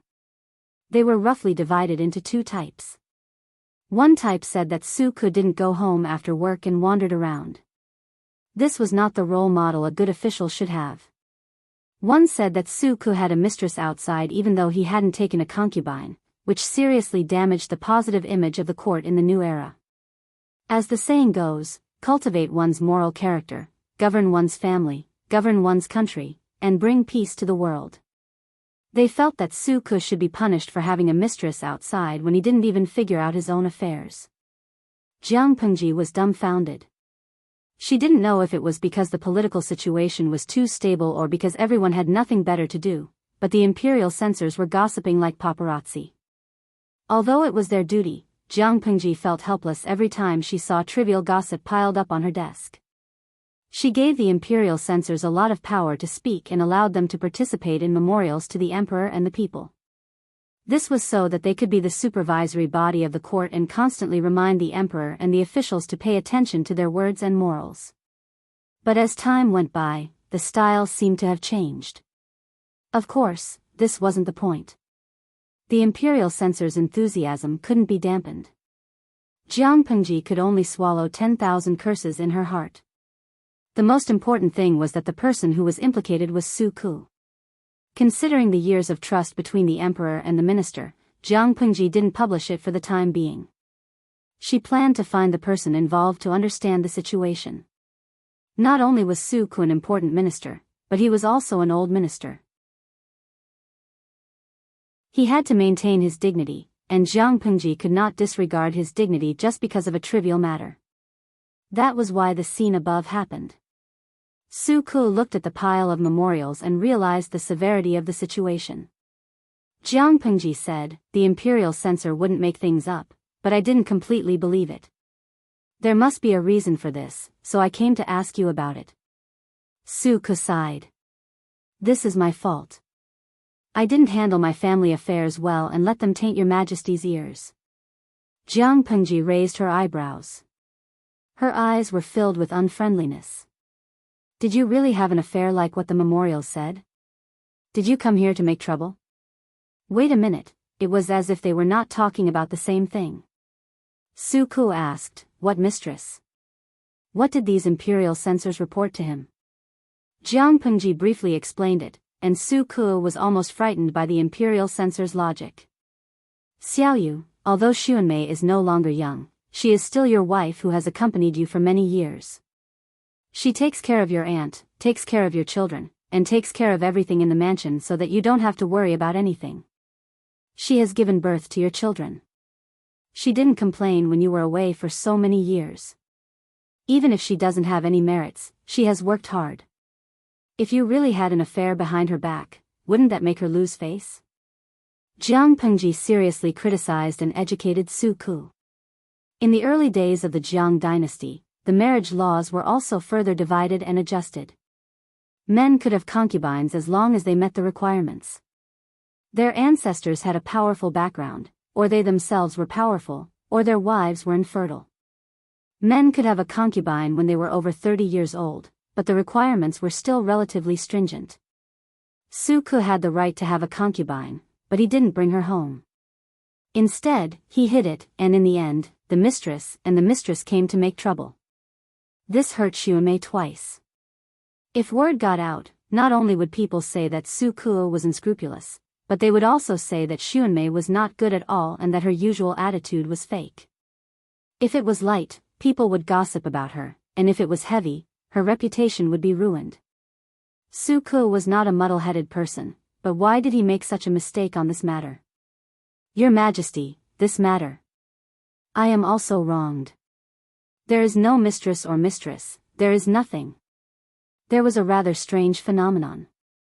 It was hard to say for the officials outside, but the officials in the capital were more restrained and didn't have many concubines in their backyards. In the previous dynasty, it was common for an official to have 3 or 4 concubines, and there might be 6 or 7 who had no status to warm their feet. But now, firstly, the emperor was a female. Secondly, the marriage laws were more mature and detailed about concubines, so there were fewer loopholes to exploit. Most of the concubines in the backyards of the officials in the capital were there before the founding of the country. After the founding of the country, the number of concubines declined sharply. For senior and important officials like Su Ku, who had qualifications and lived in the heart of the emperor, most of them only had one wife in their backyards. Of course, there was no lack of those who got rid of their old wives when they were in power. As a result, the old wife went to the imperial censor and the ex-husband was fired. When Han Yu, the crazy man, revised the marriage laws, he emphasized one rule: those who were first lowly and then noble were not allowed to marry. What did that mean? It meant that if a man was a poor man before he married his wife, he was not allowed to divorce his wife after he became rich, unless his wife committed a serious crime. Of course, when he revised the marriage laws for the third time, Han Yu added a few more words. Those who were first lowly and then noble were not allowed to marry. The reason for the revision was that there were scumbags among the female officials, and their husbands were too weak. Han Yu thought that the husband and wife should unite on this kind of issue. It was everyone's responsibility to protect the weak. Anyway, according to the newly revised marriage laws, Su Ke's behavior was against the law. Not only would he be fined, but he would also be demoted and forced to reflect on his mistakes. Jiang Pengji didn't fully believe what he said. Private friendship was private friendship. As a friend, Jiang Pengji naturally believed Su Ke. But as an emperor, she treated her officials fairly and would not be partial to Su Ke or the imperial censor. Go ahead. Su Ke started to talk and poured out his grievances. Did those meddlesome imperial censors think that he was willing to get off work and not go home? He was forced to not go home. It was said that the mistress in the mansion was not a mistress, and the mistress was not a mistress. Then who is she? Su Ke said, she is the daughter of my aunt's widowed sister's eldest daughter. In terms of seniority, she is my distant niece. Jiang Pengji said, a cousin is a 3,000-mile relationship. Su Ke felt a little wronged after hearing her complaints. It was stressful for an official to have such a vexing emperor. How did your distant niece become your mistress? Su Ke sighed. The old lady in the mansion is old and likes to stay with the younger generation. She is soft-hearted and kind. She couldn't help but help when she saw this relative was living a miserable life. The old lady is kind-hearted, but I didn't expect her to be so ambitious. I guess she was blinded by the prosperity of the capital and had thoughts that she shouldn't have. Anyway, I can't drive her away for fear that she will make a fuss in front of the old lady. The old lady has been spoiled for so many years that she doesn't care about other people's business. I don't want to put her in a difficult position. So, I have to move out for a few days. Su Ke's mother passed away when he was young. The only female elder who was close to him was his aunt. His aunt was also unfortunate. She lost her husband when she was young and had no children. She devoted her motherly love to Su Ke and treated him like her own child. His aunt was the old lady with the highest status in the mansion. Su Ke had always treated her like a filial son. After so many years, even if they weren't mother and son, they were more like mother and son. The old lady was old and didn't know how many more days she could enjoy in her later years. Seeing that the old lady had a poor relative, she wanted to help them. Su Ke naturally agreed and discussed with Xuanmei to bring them over. Speaking of which, his aunt's niece also had a hard life. She lost her husband when she was young and struggled to survive with her daughter alone. Her daughter also had a hard life. She married a gangster and her husband was beaten to death by debt collectors. His aunt's niece was very insecure about everything she had. She always felt that her current wealth and glory were all because of Su Ke's aunt. Once the old lady passed away, she, her daughter, and her young granddaughter would definitely be driven away. Thus, she had a crooked idea. She heard that the mistress of the mansion, Xuanmei, was a maidservant and looked down on her. Even a maidservant could become the wife of the current Minister of Revenue. It shouldn't be a problem for his daughter to be a concubine, right? After Su Ke got off work, he often saw his niece, who was extremely beautiful, casting flirtatious glances at him, both overtly and covertly. As a smart person, Su Ke understood. She wanted to seduce him. I'll hide outside for 2 days. Ask the old lady what's going on. If she still doesn't understand, send her out. This was what Su Ke discussed with his wife. Xuanmei said, you're not accepting them? Su Ke said, why should I accept them? It's not as simple as adding a pair of chopsticks to the house. The more people there are, the more trouble there will be. I'm already worried about the mother and daughter. If I accept them, won't the mansion be peaceful? If my children find out, how can I, as an old father, feel? For an ordinary man, taking in a concubine was like raising a pet and adding a pair of chopsticks. However, it wasn't that simple to carry it out. For example, one of the assistant ministers of the Ministry of Personnel had a falling out with his wife. In a fit of anger, the wife said that she only cared about the food, drinks, housing, and transportation of the family, and didn't care about the concubines or foot warmers. She said that the husband should take care of the concubines or foot warmers. It was because the assistant minister didn't understand women and his wife's son was wrong that she exploded. The unlucky man was angered by his wife's words and said that his wife didn't need to care about the concubines or foot warmers. Then, the matter was exposed by the imperial censor. The officials of the court also witnessed the miserable days of the assistant minister working during the day and taking care of the concubines' food, clothing, housing, and transportation at night. It was also this wife who started it. The other wives followed suit after seeing the effect. It was their duty to take care of their parents-in-law, raise their children, and take care of the household. However, the concubines were the husband's assets and were considered extra work. The wife took care of the concubines and the concubines' children. Even if it wasn't meritorious, it was hard work. The wife should be given an extra salary. If she couldn't afford it, she would take care of it herself. However, this evil trend was recognized and supported by the emperor. The officials of the court were speechless. They cursed the assistant minister 10,000 times in their hearts. Su Ke didn't have the intention to take in a concubine. He looked down on the daughter of his aunt's younger sister. If it wasn't for the old lady, Su Ke would have chased them away. He didn't expect the imperial censor to expose him while he was hiding. This matter was more serious. Jiang Pengji rested her chin on her hand and said, "If this is true, the imperial censor will have to rectify it." The imperial censor wasn't a paparazzi. The content of the report should be detailed and true. He shouldn't make up gossip, distort the truth, and increase her workload. As for Su Ke, it was better to let him go back and deal with the mess at home. It wasn't good to have such a scandal at his age. Su Ke could only go home with a bitter face. After a few days, the house was quiet. Of course, it wasn't Su Ke who settled it, nor was it Sun Mei. It was the old lady who took the initiative to let the relatives leave. She gave them money and sent them away. The old lady said, "I thought it would be good to take care of the relatives. It would be fun to be a family, but I can't let it affect your business." Su Ke was speechless. Sun Mei asked, "How did you know about this?" "I heard it when I went out to play cards with a few old sisters." "You and your wife are the same. This matter concerns Jean-er's future. Why hide it from me? I'm old, and I'm sensitive, but I can tell right from wrong. I'm embarrassed by my old sister's words." The old lady felt wronged. Sun Mei and Su Ke could only lower their heads and admit their mistakes. The storm passed just like that.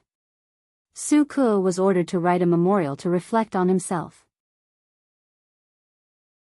The imperial censor who submitted the memorial was also pulled away by the emperor to criticize and educate him.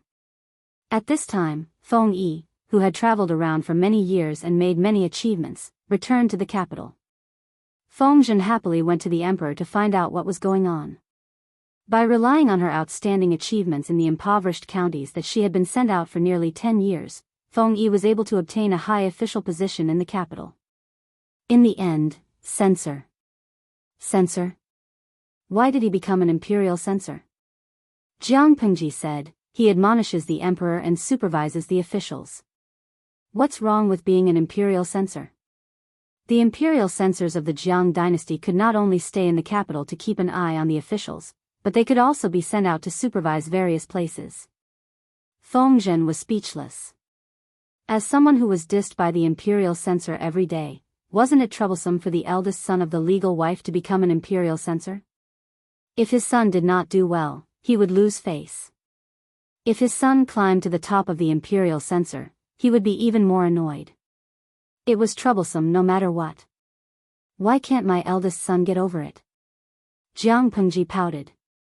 Look at the province that Feng Yi is in charge of inspecting. Feng Zhen felt even more annoyed. That was the place where his daughter-in-law was appointed, or perhaps Feng Yi, this unfilial son, ran to become an imperial censor just to form a couple with his wife? He cared about his wife and ignored his father.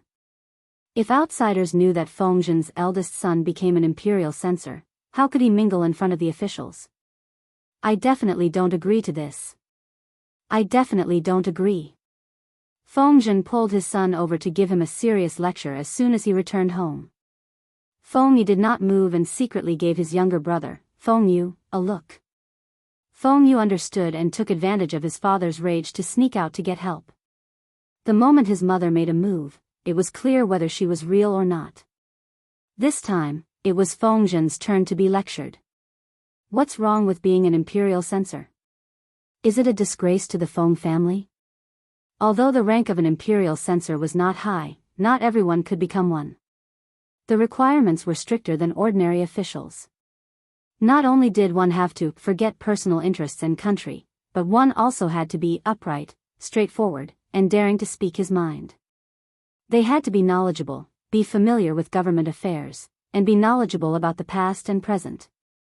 Feng Yi was able to become an imperial censor at such a young age, so he had a solid foundation. His only regret was that he offended too many people. If Feng Yi could become an imperial censor, it would mean that the emperor had high recognition of his abilities and knowledge. Feng Zhen was an old man. The older he got, the more confused he became. Feng Yi silently followed his younger brother out of the door. It was inconvenient for the son to be present when his father was being lectured by his wife. After all, his father was very prideful. Are you close to His Highness Yen? His younger brother nodded. It's a blessing to be valued by His Highness. Don't let your guard down. Feng Yi caressed her brother's head. My little brother is getting cuter and cuter. Asterisk, Feng Yi nodded and smiled innocently. First, set a small goal. For example, remember in 1 second, Booksellers Mobile.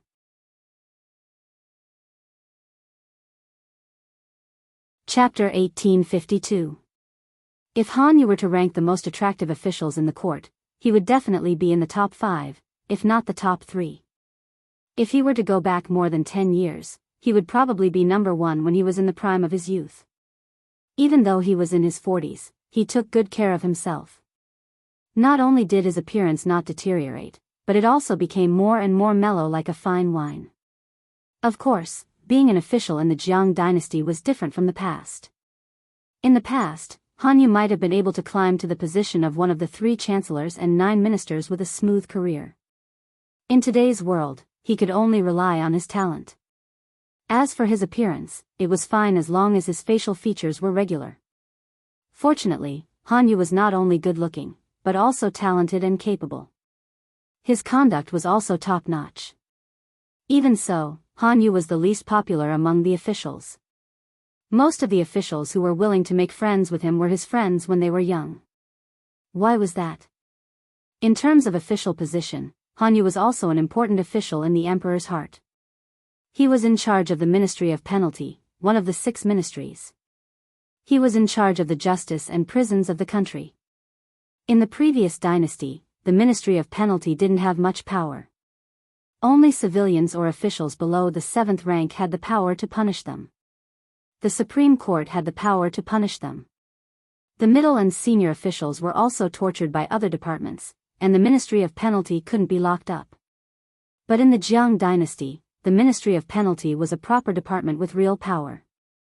Almost all the officials except for the imperial censor didn't want to provoke it. It was one of the 3 departments in charge of the final trial and review of major cases. In addition to being in charge of the Ministry of Penalty, Han Yu also had other titles. At the same time, he was also in charge of the Supreme Court. In terms of real power, Han Yu was definitely the most powerful person in the early years of the Jiang dynasty. He even dared to confront Qiguan Rang. Most importantly, the emperor was on Han Yu's side. Such a person should be flattered and flattered by everyone. They should be eager to trample on the threshold of others. Why was Han Yu so unpopular? Because his main job was not only to try criminal cases, but also to lead the drafting of national laws. Which official dared to say that he was clean? It wasn't that the officials were bad, but their families, the servants in the mansions, the relatives of the servants in the mansions, the messy distant relatives and neighbors all liked to use chicken feathers as an arrow of authority. Even if these officials wanted to restrain them, they couldn't guarantee that there would be no problems. Once something went wrong and they were caught by Hanyu, they would be punished and educated if they were lucky, or demoted to another place if they were unlucky. It was common for people to lose their lives. For example, there was once an official's brother-in-law who committed a crime. According to the old law, he should be able to escape punishment. Even if he didn't lose his limbs, at least he would be able to keep his life. In the end, Hanyu wrote a petition saying that the old law was problematic. If the old law was followed, the victims would die in vain and the common people would complain about the court. Therefore, he suggested that the case be reviewed. The old law was right in the past, but it was not perfect today. Basically, those who were retried in Hanyu's hands were doomed. The brother-in-law of an official was executed by 1,000 cuts in public. His wife's younger brother was the only male member of the Yu clan. The official's wife cried, threw a tantrum, and even wanted to hang herself. Because of this, the official was implicated by the imperial censor and was even reprimanded and demoted. Examples like this could be found everywhere. Hanyu had offended almost everyone in the imperial court. Unfortunately, the other party had His Majesty as his backer. Even the imperial censor, who was usually disrespectful to the heavens and earth, did not dare to provoke him. The other officials could only avoid him. They couldn't afford to provoke this fiend, but couldn't they just hide from it? It turned out that Hanyu would set them up even if they tried to hide from him. Just the marriage law alone, this fellow had petitioned His Majesty to amend it 3 times. Men, after all, always had a bit of a bad habit. For example, there were 3 big happy events in the folk jokes: promotion, wealth, and death of wife _ smiley face angle _ promotion and wealth were needless to say. Death of wife was a justifiable reason to get rid of his wife and replace her with a young, beautiful, well-educated woman who was worthy of him. Even if his old wife could not die, he still wanted to get 3 or 4 concubines and 6 or 7 to warm his feet. He wanted to experience the comfort and novelty of being a groom every night. As a result, Hanyu had collected thousands of marriage case files and obtained the marriage laws of the previous dynasties. He had revised the marriage laws 3 times according to the current situation of the Jiang dynasty.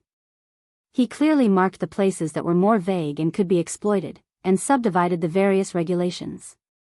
Just the rule that those who are first lowly and then noble are not allowed to go was enough to stop many big pig trotters from thinking of changing to a younger wife. How many legal wives did he support? Not only could they not change their wives at will, but they also couldn't take concubines at will. Taking concubines, no matter if they were cheap concubines, good concubines, noble concubines, or unnamed legal wives, either their ancestors or themselves had to be awesome. If they couldn't meet these 2 requirements, they could only take a concubine when they were over 30 years old and their legal wife had no children. In the early years of the Jiang dynasty, surgical skills had developed quite well. There were also certain treatments for diseases such as smallpox, and the neonatal mortality rate was the lowest in history every year. As for these marriage laws, the ministers had no solid reason to oppose them. Of course, there were policies and countermeasures. There were still some men who wanted to touch young and beautiful girls, and they could only turn a blind eye to them. But if there were irrefutable evidence such as sons and daughters of concubines, things would be different. To sum up, Hanyu was indeed the most unlikable minister with enemies everywhere. In sharp contrast to Hanyu's bad relationship with others, his wife, Madame Tao, was invincible in diplomacy. She was the leader in the circle of noble ladies in the capital. Hanyu was so busy that he couldn't go home for a few times a year, so it was inevitable that he neglected the family. His wife, Madame Tao, had some conflicts with him, but she was good at taking care of the family, so Hanyu was naturally at ease. After a few years, Hanyu's busy work came to an end. He was asked to stay in the hall by the emperor for a private talk. Let's not talk about official affairs today. Let's talk about the private affairs of the family. The emperor looked serious. Han Yu was confused. After all, a private talk in the hall was usually a benefit for officials who made mistakes. Please go ahead, Your Majesty. Jiang Pengji said, Yan is getting old. I'm going to find a study partner for her. Young friends can be her right-hand man in the future. I'm sure you're aware of this. I intend to let Wenbin's youngest son, Han Qi, study with Yan But how do you teach your son? She said the first sentence with a kind face, but the last sentence was full of anger. Han Yu's heart skipped a beat. Today, I'm not talking to you as an emperor, but as a mother. Han Yu had been with Jiang Pengji for many years. He knew her temperament very well.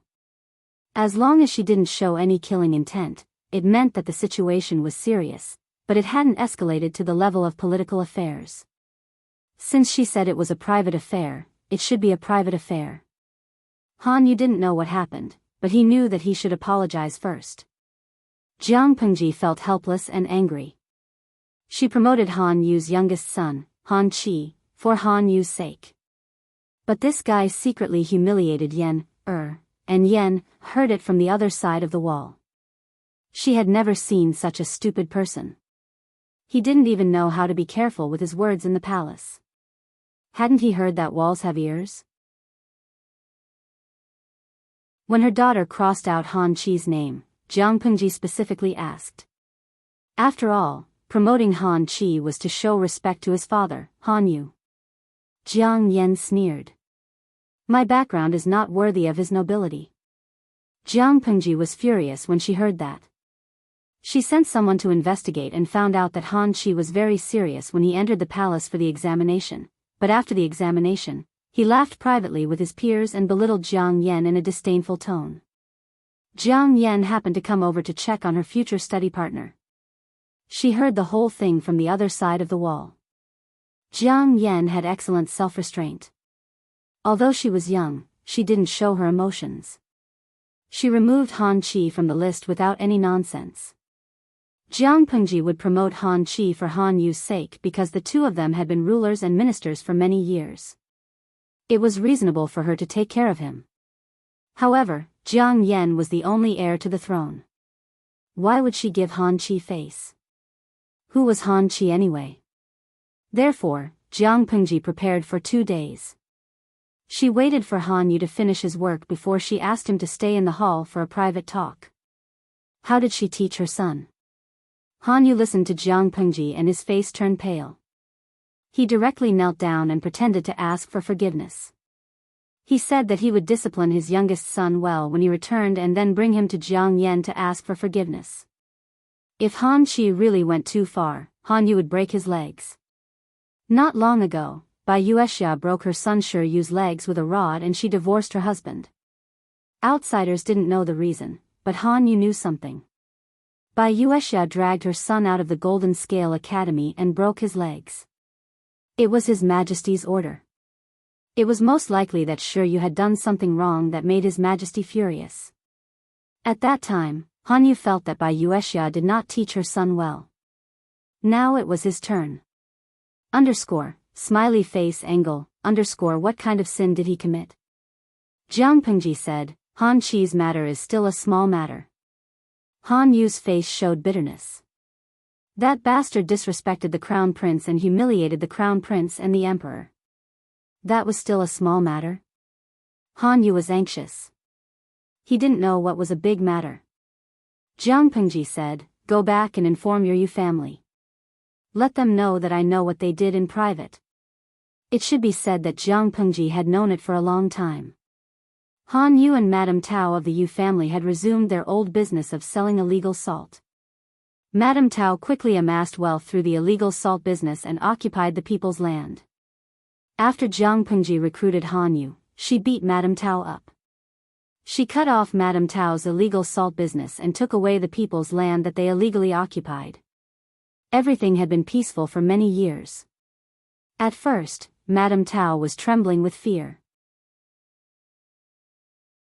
She was afraid of Jiang Pengji's force and didn't dare to do anything. However, as Han Yu gained more power in the court, he could still be favored by the emperor by dissing the officials. Madame Tao began to get restless and began to resume her old business. Han Yu's face was so pale that ink could drip from it. "Do you know when it started, Your Majesty?" Jiang Pengji said, "It has been a while, but I kept it a secret. Madame Tao is a clown, but I can't implicate you." Han Yu was hated by hundreds of officials, but he was still alive and kicking because Jiang Pengji had been helping him behind his back. She even cleaned up other officials' dirty tricks when necessary. But Madame Tao was Han Yu's mother, so Jiang Pengji didn't have to be so polite. She took the initiative to reveal it to Han Yu. If Madame Tao made too much trouble, Jiang Pengji had to get rid of the tumor, even if it would slightly implicate Han Yu. Han Yu was her baby. Who was Madame Tao? "I am ashamed." Jiang Pengji said, "Let's not talk about it. You can leave now." It was destined to be a chaotic day. When Han Yu got home, he immediately punished Han Chi, who was usually spoiled, was beaten until he screamed in pain. Madame Tao didn't care about her manners as a noble lady. She almost ran to stop Han Yu. "Han Wenbin, why did you beat my son?" Han Yu said. He slandered the crown prince's background as a bandit and said he was a lowly person. "Did he say that?" Han Chi's face changed. A guilty look flashed across his chubby and cute face. Han Run, the eldest son, said, "Isn't it known to the whole world?"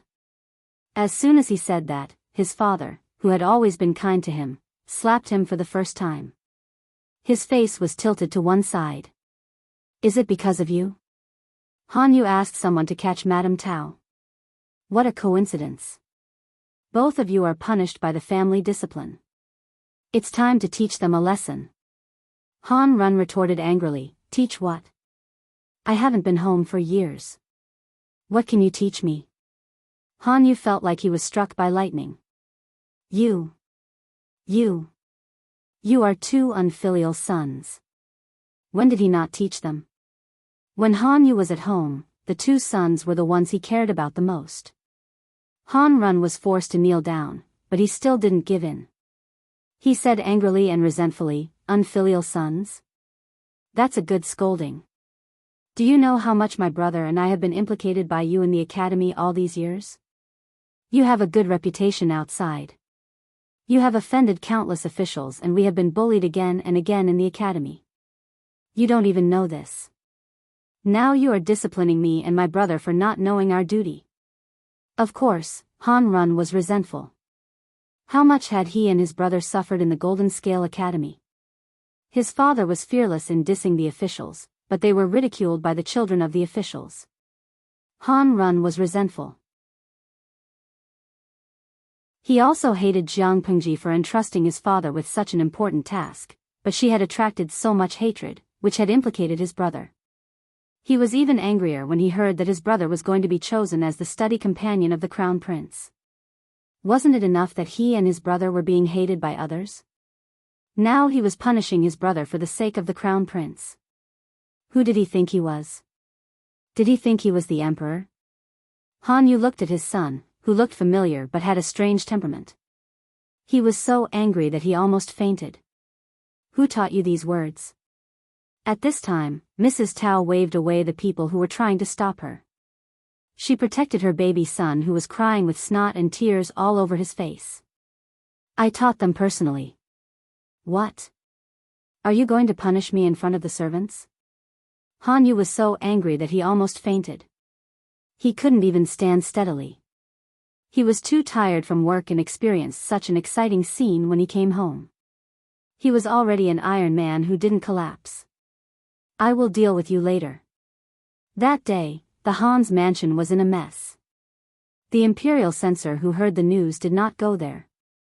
Why? The emperor was watching. "Humph, carrot," Han Yu interrupted Mrs. Tao's illicit salt business as soon as she tasted the sweetness. He had thought that this matter would end like this, but a year and a half later, something unexpected happened. Mrs. Tao colluded with the gentry to rebel. After investigation, it was found that Han Yu's wife, Mrs. Tao, was involved and played a very important role. She made great contributions to the rebellion. Not only that, Han Yu's eldest son, Han Run, and his second son, Han Chi, were also involved.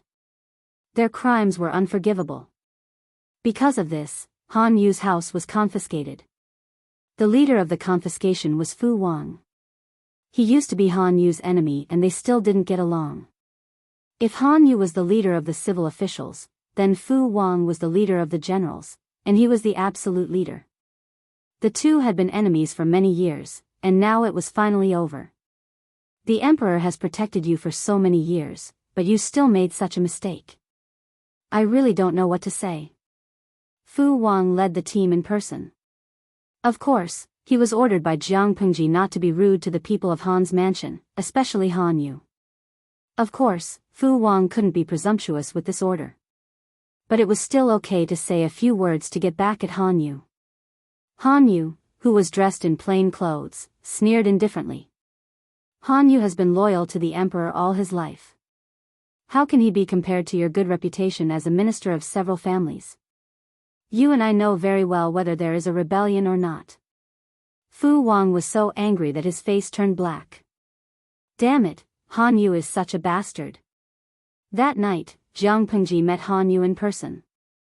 Han Run and Han Chi will be sent to the frontier and will never be able to return home. The Tao family will be executed. Han Yu asked, "What about me?" "I never break my promise," Jiang Pengji said. "I will never change my promise to you." Han Yu shook his head. "Your Majesty, this is favoritism. If you are like this, what is the purpose of justice?" Jiang Pengji said, "But you are not involved in the rebellion. You don't deserve to die." Han Yu smiled and bowed to her. "The most fortunate thing in my life is to meet your Majesty and gain your Majesty's trust." Jiang Pengji stood still and looked at Han Yu for a long time. "Wenbin," Han Yu said, "it is my fault that I failed to teach my children and restrain my relatives. I can't defend myself." He knew that Jiang Pengji wanted to protect him. But he also knew that she couldn't. Someone was trying to overthrow the country. Madame Tao and Han Yu's three closest people were involved. It was impossible for him to be innocent in the eyes of the outside world. If Han Yu was innocent, not only would the laws of the Jiang dynasty be ridiculed, but the emperor would also be criticized by the later generations. Apart from that, there were many people in the court who wanted him dead. The emperor could suppress those voices, but it was not good for the court in the long run. It was not a wise emperor's choice to lose the overall situation for one person. He wanted justice, but the person who should be the most impartial was favoritism. If the emperor really did that, he would be trampling on the path that Han Yu had been pursuing for half his life. Han Yu said, "It's getting late. Your Majesty has a court meeting tomorrow. Go back to the palace first. I have nothing to do here." Jiang Pengji looked at his face deeply. "Wenbin," Han Yu smiled. "I know what I am doing. Your Majesty, don't worry." Jiang Pengji went back to the palace. Han Yu looked at the empty mansion. He washed his face, combed his hair, and put on the grandest clothes. Looking at the old man in the mirror, he couldn't help but smile bitterly. His life was full of ups and downs. When he was young, he had a good life. Who would have thought that he would be involved in a disaster? His family was confiscated, and Han Yu fell from heaven to hell overnight. It was like a reincarnation that couldn't be broken. Decades later, the family that he had painstakingly maintained also ended up being confiscated and exterminated. It was like a joke. He couldn't tell if he should hate himself or others. He ground the ink for himself and wrote a long letter of confession with a brush. Han Yu knew very well that his reputation would be ruined if the confession was made public. He would be nailed to the pillar of shame and be reviled by the later generations. But it didn't matter. "When I am dead, I don't care about the flood behind me," Han Yu laughed at himself. He took out a hidden gold ingot from his sleeve and swallowed it. When the sky was bright, his body was already cold when the servants found him. Another 10 years later, the new emperor ascended to the throne. He followed his mother's last wish and overturned the case for Han Yu.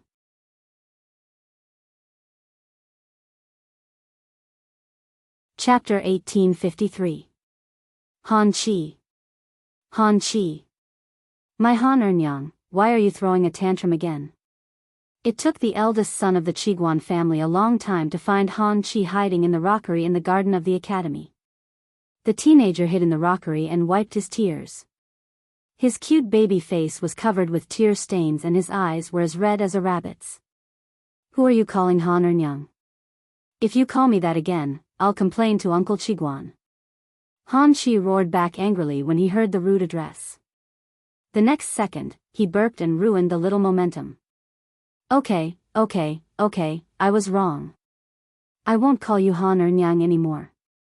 Han Qi's eyes widened, but he forgot why he was crying just now after being interrupted by his friend.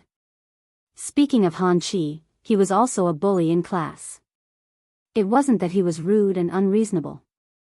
On the contrary, his personality was very soft, and his looks belonged to the type that could be easily bullied.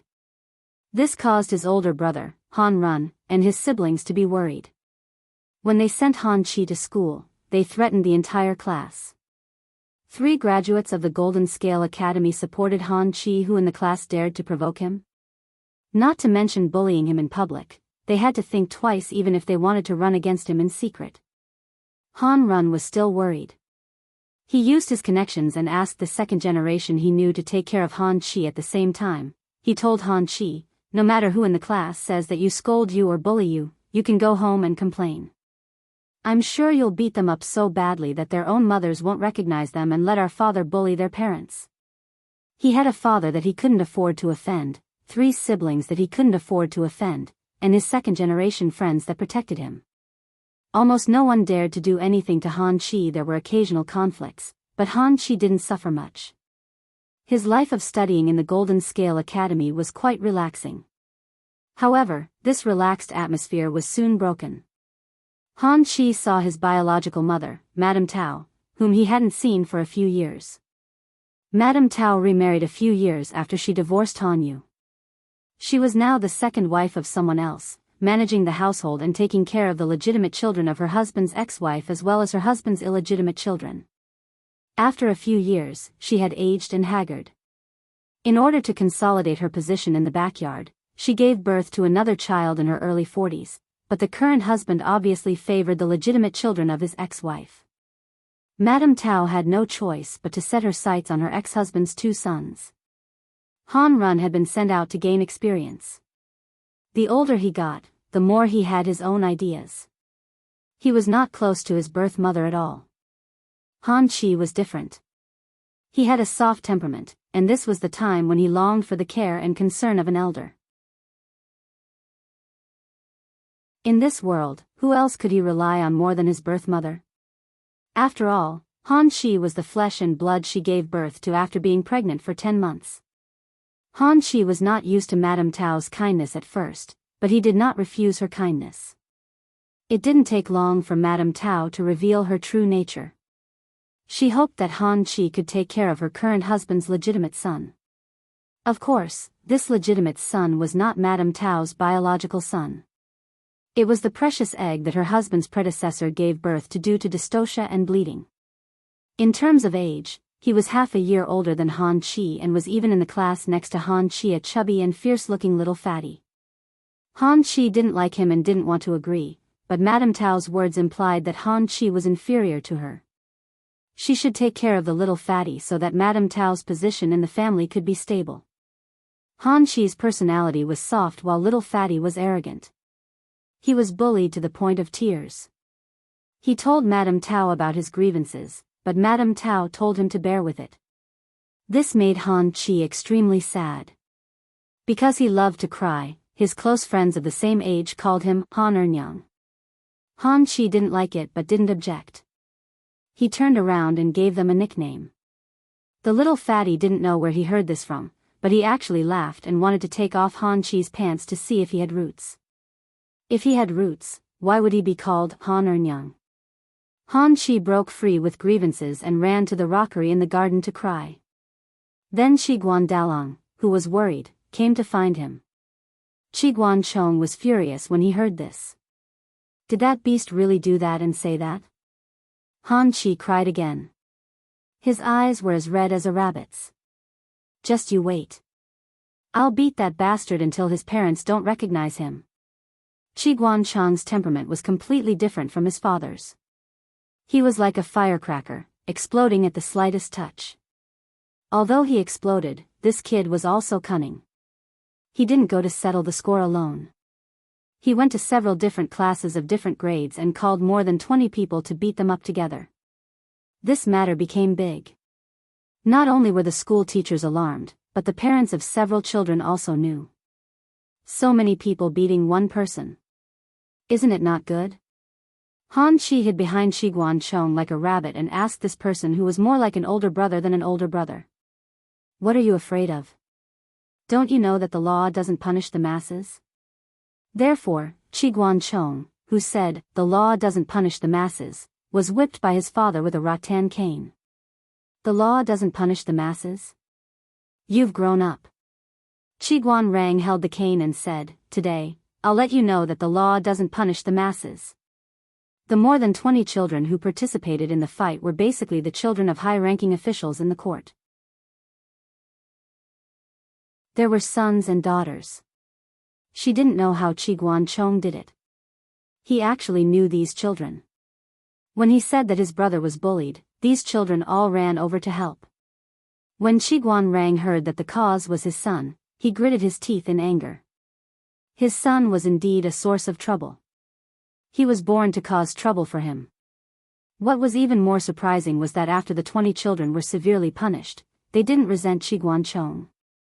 Instead, they showed an attitude of, brother, I'll bear the hardships with you and enjoy the blessings together. One by one, they silently accepted the punishment and limped home by their parents to continue to be punished. Han Qi was no exception. After all, he was the source of this vicious fight. However, Han Yu was a gentleman and he especially doted on his youngest son. A gentleman wouldn't punish his son with violence. He had to understand clearly before deciding how to punish him. After listening to his youngest son's pitiful narration, Han Yu was silent. He and Madame Tao had been separated for many years, but Madame Tao was still influencing the family like a ghost. Father, Han Yu asked him, do you want a mother? Han Qi? After a while, Han Qi said in a low voice, yes, but having a stepmother meant having a stepfather. That's what they used to say. Han Yu said, I'll look around. If it's possible. I'll try to find a suitable one. He didn't have much hope for it. In this life, Han Yu was still the mascot who dissed the whole court. However, he was not only protected by Jiang Pingji, but also by Qi Guanrang, Wei Xiai, and other important ministers. Most of the ministers in the Golden Scale Academy were also inextricably linked to him. Not to mention that Master Yuanjing had been teaching at the Golden Scale Academy for so many years. The new generation of students under his tutelage had also entered the official ranks one after another. As the third disciple of Master Yuanjing, Han Yu was, in a sense, the senior brother of the new generation. Han Yu had offended many people, but his background was strong enough. Even so, he was still not competitive in the marriage market. As a man in his 40s, he had 2 legitimate sons, 1 illegitimate son, and 1 illegitimate daughter. Except for Han Qi, the other 3 were all adults and were still practicing and serving as officials. If the second wife married into the family, she would basically be a housekeeper. Even if she had children, she wouldn't be able to compete with the first few. Those who were well matched in terms of social status didn't like Han Yu. They were old and had children. Han Yu was worried about those who were from a lower social status. Han Yu had seen too many women in the inner house who did crazy things to fight for the family property. Therefore, the promise he made to Han Qi was basically a verbal promise. Han Qi didn't care about it. Han Yu didn't care either. He greeted the official media and forgot about it. When Han Yu crawled out of the pile of files and took some time to let the servants shave his face, the official media came to the door. The servant was shaving Han Yu's beard when the official media came. Why is the official media here? Run and the others are outside. The marriage is not urgent. Qi is still young. The servant had a strange look on his face. Master, the official media is looking for you. Han Yu? His brain, which had been overloaded for half a year, finally dug out relevant memories from the depths of his memory. Do you still remember this? The servant couldn't help but cry and laugh. Han Yu was a rich man. He was probably the most difficult matchmaker the official media had ever been. He didn't dare to push an unsuitable candidate to the front of the official media. The servant said, Master, it's rare that you have a day off today. Why don't you send him away? Han Yu also wanted to say yes, but the official media had been looking for him for half a year. It wasn't good to send him away. Let me see him. The official media bowed to Han Yu. After getting permission, he stood up and handed over the card and the picture of the candidate. Which family? Han Yu was a little curious. He also had some requirements for the target. It couldn't be a young and unmarried girl. He was over 40 years old. Why would an old man want to harm people? It would be best if the girl was educated and a widow. It would be best if she had a few children with her husband's family. Having children would mean having ties. She would treat Han Chi as her own, and Han Yu would also take care of her children. The relationship of exchanging benefits made him feel more at ease. Han Yu also knew how busy he was. He was young and had fantasies about love. It would be a sin for him to marry someone. It would be better to choose a partner to live with. The official media revealed the information of the girl with a flattering smile. Han Yu happened to open the picture and was so shocked that he almost tore it apart. What a joke! Han Yu threw the picture on the table like a scourge. He didn't even look at the basic information of the girl. He was too familiar with the girl in the picture. Miyu came to the capital to report on her work half a year ago. She was a strong and fierce woman. She was the inspector of Ning province. She came to report on her work this time with the intention of being promoted again. The official media had sent a picture of such a woman to him. What a joke! They had even greeted each other yesterday. The official media said, Your Excellency's portrait was also sent to them. They liked it very much. It wasn't a one-sided choice. Miyu chose Han Yu first, and then the official media asked Han Yu for his opinion. Han Yu was speechless. He remembered that Miyu had a family. The official media said, they have been separated for more than a year. Han Yu vaguely remembered that the news of Miyu's separation from her family had spread to the capital and caused quite a commotion. It seemed that the husband of the girl was still crying in front of her house and wanted to remarry. However, her heart was as hard as iron. The official media continued, Your Excellencies are a match made in heaven. Han Yu waved his hand and signaled the official media to leave. A match made in heaven, my *SS. Listening to the official media, Miyu knew that it wasn't just a matter of a day or two. Then what was the meaning of little Chao's greeting yesterday as if nothing had happened?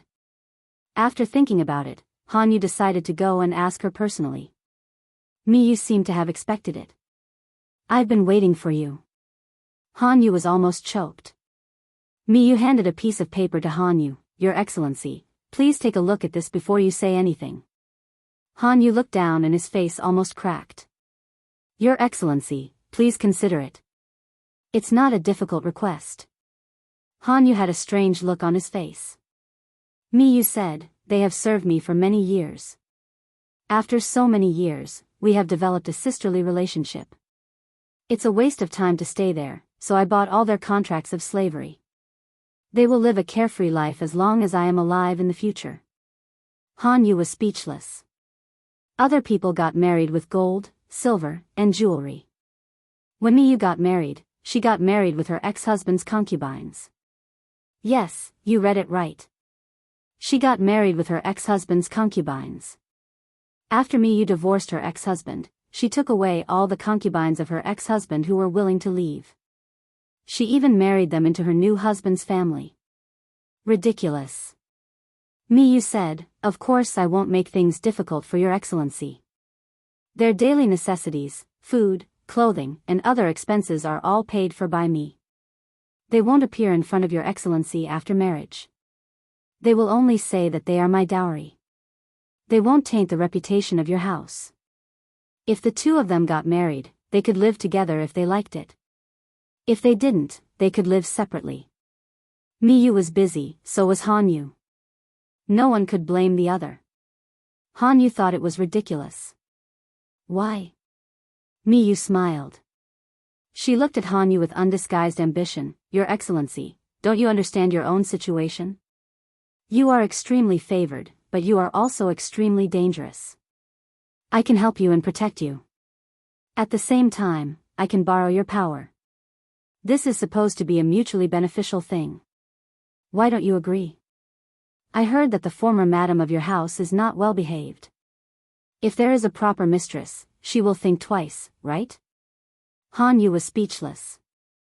After a while, Hanyu said, to be honest, according to the Ministry of Personnel, your promotion is a sure thing. Miyu said, but it's not enough. Not enough? Hanyu said, I can't help you with anything. He didn't think that Miyu was someone who needed to go through the back door.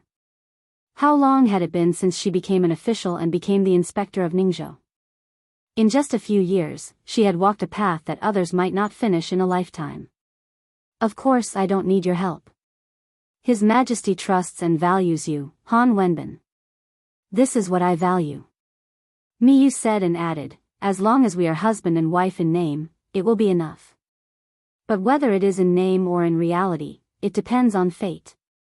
Hanyu left with a gloomy face. At this time, a graceful woman walked out from behind the screen. The woman sat beside Miyu and massaged her shoulders. That Excellency, doesn't look like he will agree. Miyu smiled and said, why not? The woman was one of her ex-husband's concubines. She was also willing to redeem herself and leave with Miyu. But look, Miyu said, just wait. In a few days, His Majesty will come forward to make peace. The woman was surprised. Why? Miyu said, he has made too many enemies. It seems that he has a strong background, but the wind in the court is always changing. Who knows if his classmates who were laughing with him a few days ago will become his enemy in a few days. How many people have been hurt by his reform of the law? Many people are thinking about him. The woman said, then His Majesty wants to make peace. Miyu said, of course to protect this precious egg. As expected, Miyu would definitely rise to a high position. But she still felt that it was not enough. She really wanted to be at the top of the world. A small Ningzhou couldn't satisfy her ambition. The woman looked at Miyu and sighed. But, you don't have to get married, Miyu said, even if we get married, we can live our own lives. He is an excellent shield. So am I. She and Hanyu were not young people in their 20s. They knew what they wanted. Do you think I am wronged? In the eyes of ordinary people, marriage is a big event that will affect their whole life. But if I get married again, it will be my third marriage. When it came to getting married, it was a matter of familiarity the first time, familiarity the second, and familiarity the third. It doesn't matter whether we get married or not. What matters is how we live our lives. Miyu's effort was equal to her gain, so she didn't feel wronged. If the gain was greater than the effort, then it was a profit. The woman was not optimistic about it. A month later, an imperial edict was issued. She was dumbfounded. Han Yu's ex-wife, Mrs. Tao, and Miyu's ex-husband were also dumbfounded. All the civil and military officials in the court were also dumbfounded. Master Yuanjing went to visit his students at his old age. Han Yu was not worried as expected, nor was he happy to be a groom. Instead, he was very calm. Things are not like what you are worried about, Master. I get along well with that person. It was not a lie. They really got along well. After a conversation, they found that many of their interests overlapped. It was not love between a man and a woman, but it was not a problem for them to live together. They were more like-minded friends than husband and wife. The two of them had indeed been friends for nearly 30 years. Han Yu's only grudge was the group of concubines in Miyu's backyard. Are you raising concubines or daughters? On Miyu's 50th birthday, Han Yu gave her concubines 16 gifts. However, at the birthday party, he found that all the women in Mi Yu's room were strangers. They were all gentle and sweet to her. She was living a better life than the emperor. Did your majesty know? Mikan said, this old one likes to raise daughters. It's not like I've given you a single copper coin. Han Yu was speechless. Did he feed those 16 gifts to the dogs? Genius 1 second to remember my address. Mobile version.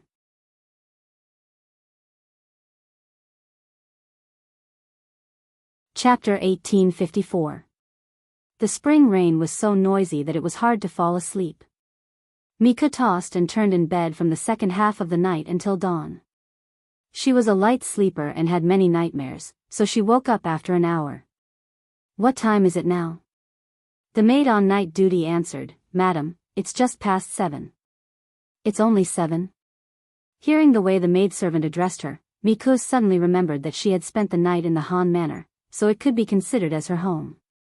The maid asked, Madam, do you want to get up now? Miku answered, yes. Maidservants came in one after another, helping Miyu wash her face, tidying up her hair, and even giving her an exquisite massage to relieve her headache. Madam hasn't been sleeping well recently. Do you want a doctor to come and take a look? Miku propped her elbows on the dressing table and pretended to sleep for a while to relax her tired mind. No need. It's the same problem every year. I'll be fine after a few days. Miku was working in the capital now. She spent most of her time in her own residence and only a few at the Han residence.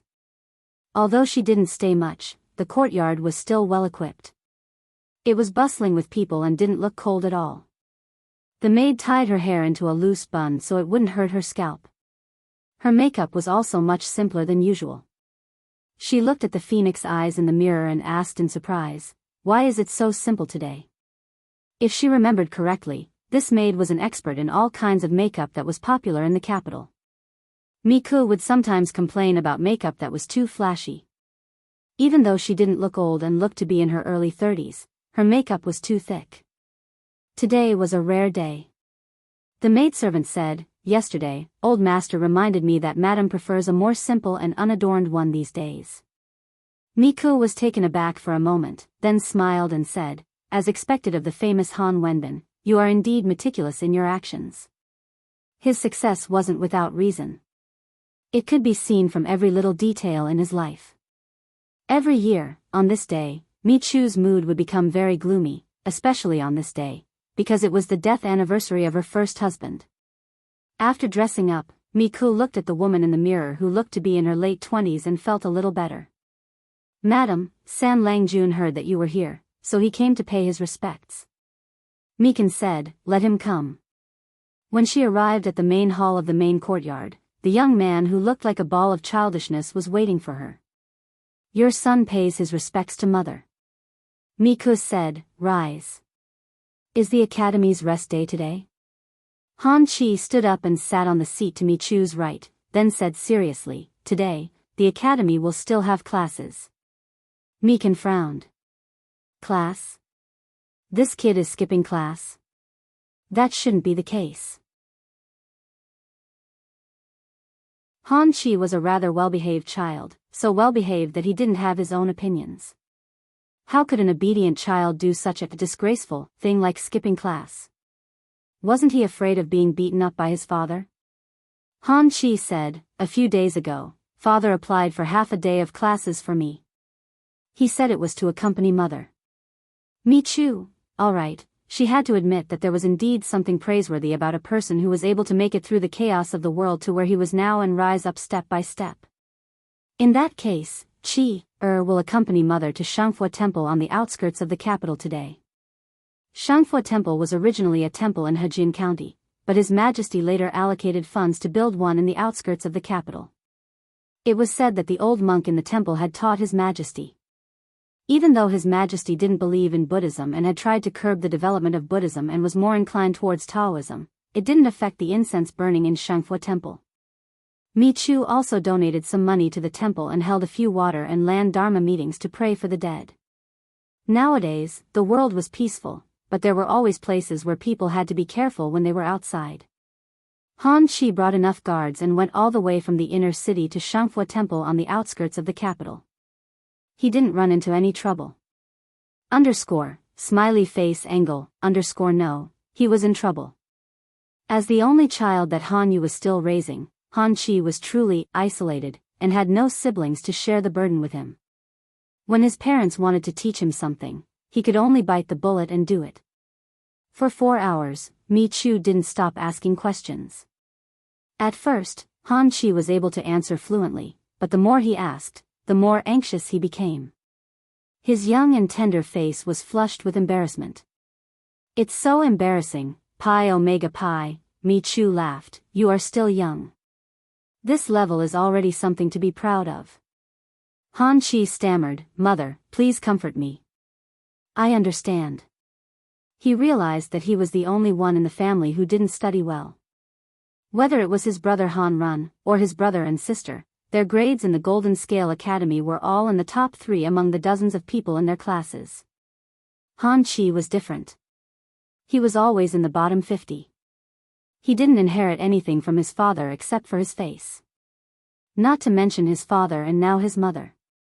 If it were someone else with strong self-esteem, they would have been anxious to change their temperament, but Han Chi was still slow. Han Yu didn't force him like other parents, or he was so busy with work that he didn't have the energy to be strict with his son. His son didn't become a playboy, which was the biggest contribution to the family. Mi Chu said, being good-looking is also an advantage. Han Chi?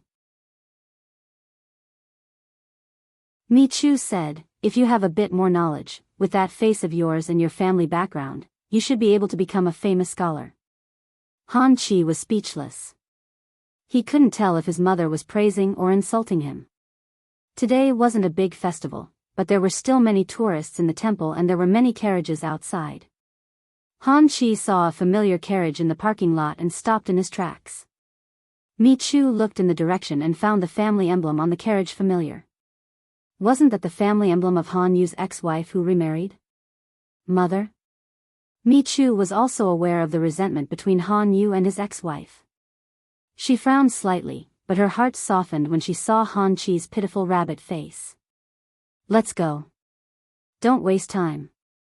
As soon as he entered the main hall of the Buddhist temple, he saw Han Yu's ex-wife leading a strange young lady. The 4 of them looked at each other. Mi Chu didn't even move her eyes and walked straight over. Han Chi braced himself and saluted Madame Tao. Madame Tao accepted it with a stiff face, but her eyes were fixed on Mi Chu's face and she clenched the handkerchief in her hand. She snorted and ignored Han Chi. She was about to lead the strange young lady away. Mi Chu reached out her hand and blocked her path. What are you doing? Madame Tao was so angry that her eyes were about to burst into flames. Things had changed with the passage of time. Now she valued other things more than what she used to hold on to. Without the power and status brought by Han Yu, without the protection and halo of the Tao family, she was just a weak and helpless woman. Now, Mi Chu jumped out and took everything she once didn't want. Mi Chu opened the heavy and dazzling golden fan in her hand, the pendant of which was made from the finest jade of the world. She held the fan and covered half of her pretty face. She bowed to you. Madame Tao sneered, so what?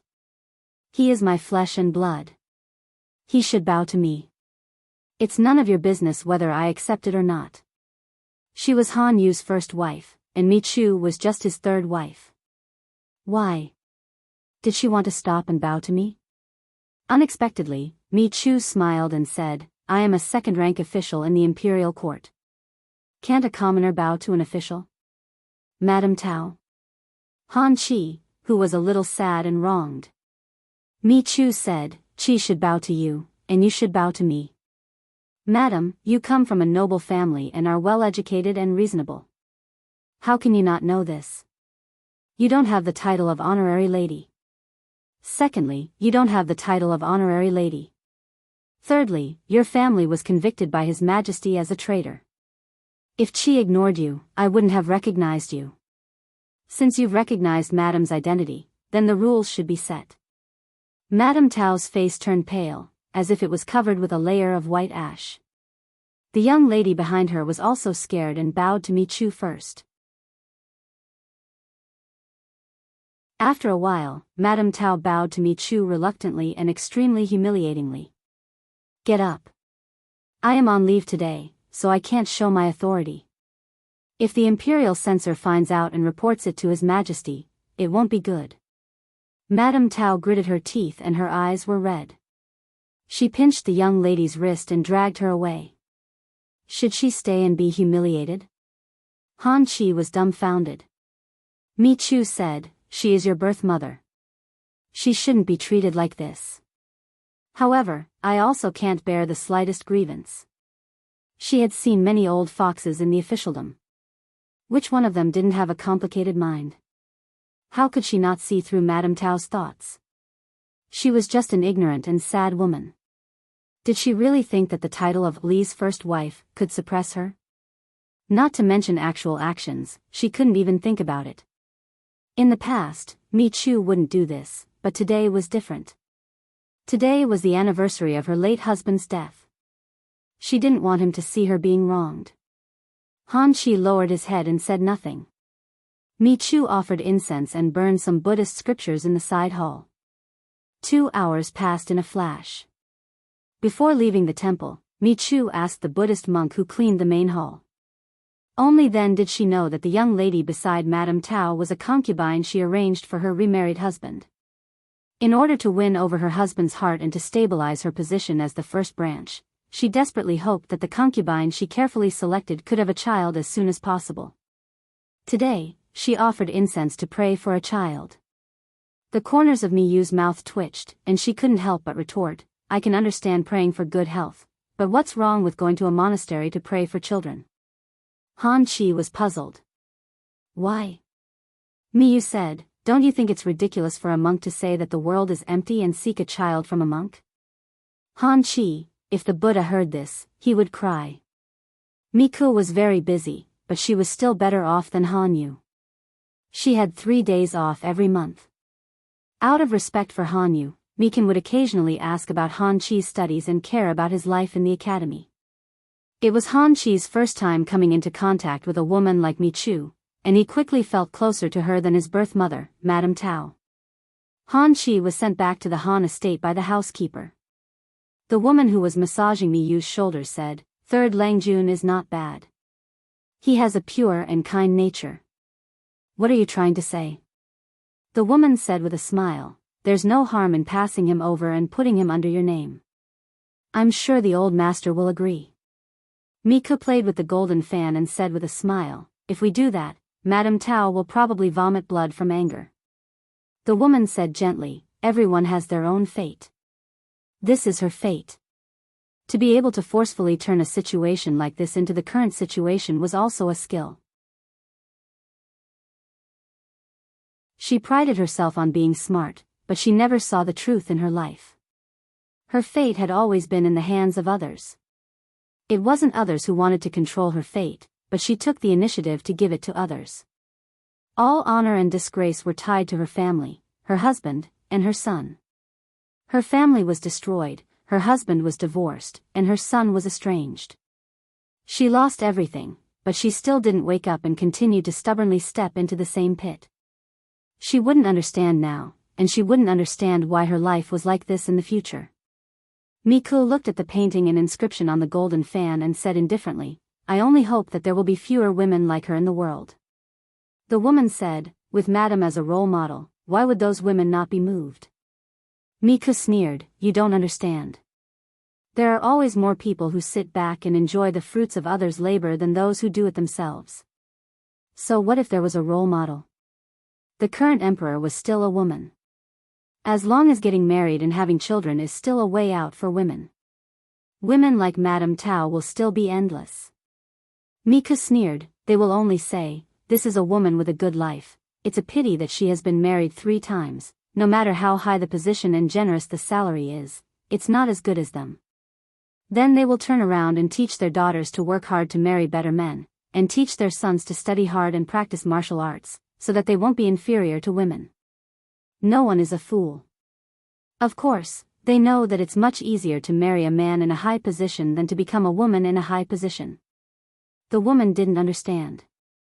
Many years later, Hanyu asked her if she wanted to be buried with her late husband. She was dying of old age. Mika smiled. It's good to be a neighbor with an old man like you. Why bother the dead? Hanyu sat beside the bed and asked her, are you relieved now? Things that I couldn't think through at 17 should be solved at 71. How can my state of mind be the same as now? Her young man lived in her heart for nearly 50 years. She didn't have the passionate feelings and obsession of the past. Instead, she felt that he was an old friend who had left for a long time. She said, hello, and take care. She looked at the sunlight outside the window. Vaguely, he could hear a faint chuckle in his ears. Miku smiled. An old friend finally returned. Please remember the domain name of this book. Jiutian Shenhuang Mobile Version.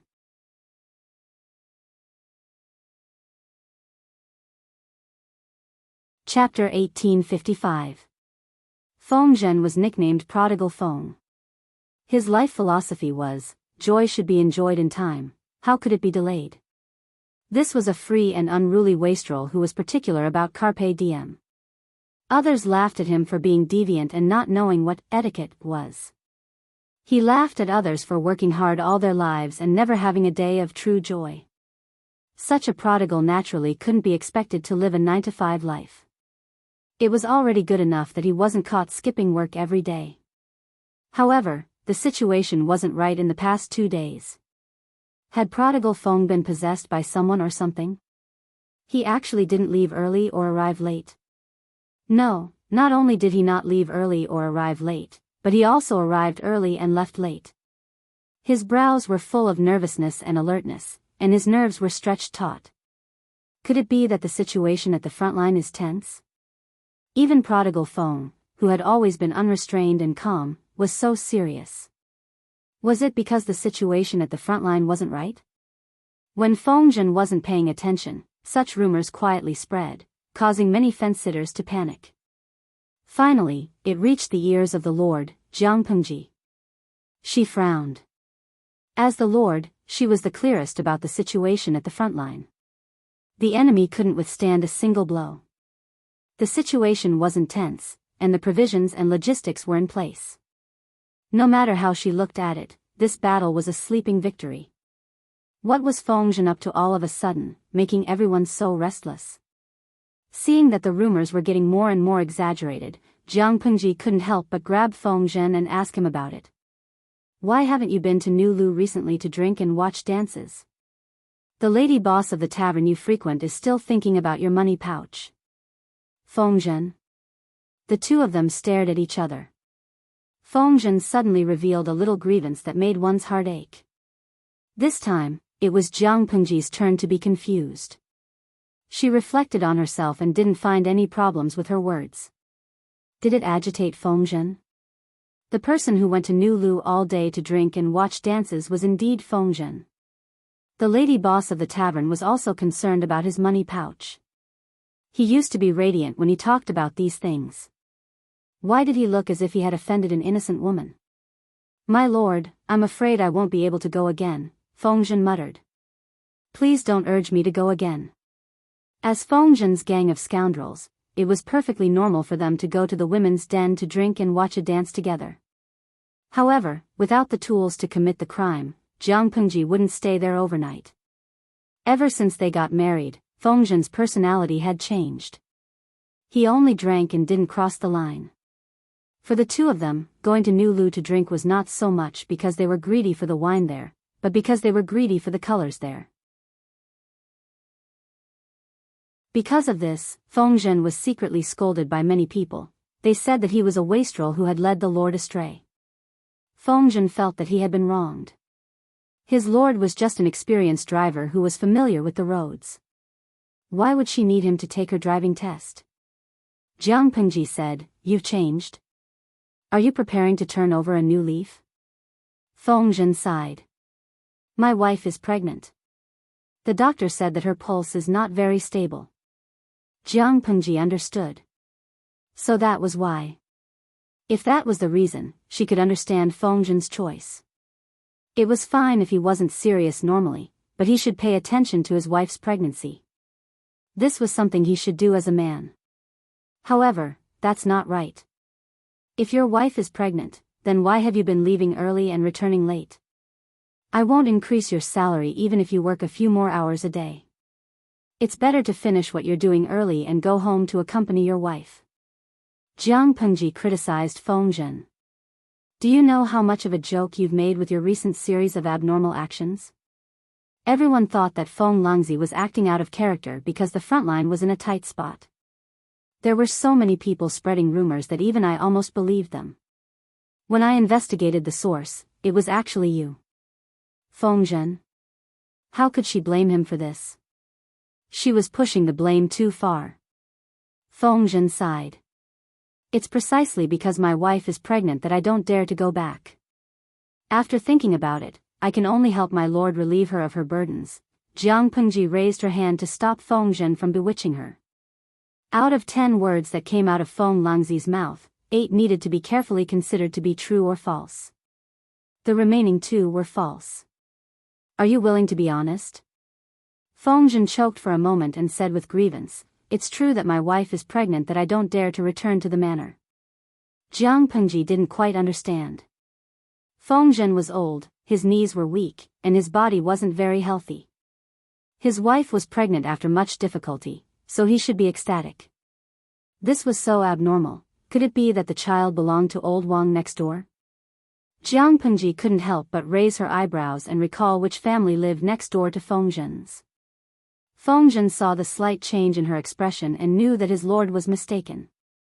He had to explain in a low voice, Before this, I had a son named Feng Yi. He was the son that my first wife gave birth to at the cost of her life. Yi has been intelligent and beautiful since he was young. His temperament is very similar to his mother's. Feng Zhen had a son before? Jiang Pengji was very surprised because she didn't know about this before. Listening to Feng Zhen's tone, this child should have died young. It was indeed young, and the cause of death was related to Feng Zhen. That year, Feng Zhen was addicted to hanshi powder. The young Feng Yi didn't know the truth and happened to see Feng Zhen after taking hanshi powder. He thought that something had happened to him and hurriedly went to find the housekeeper to save Feng Zhen. Who knew that in early spring, the rain would be plentiful and the moss would be lush.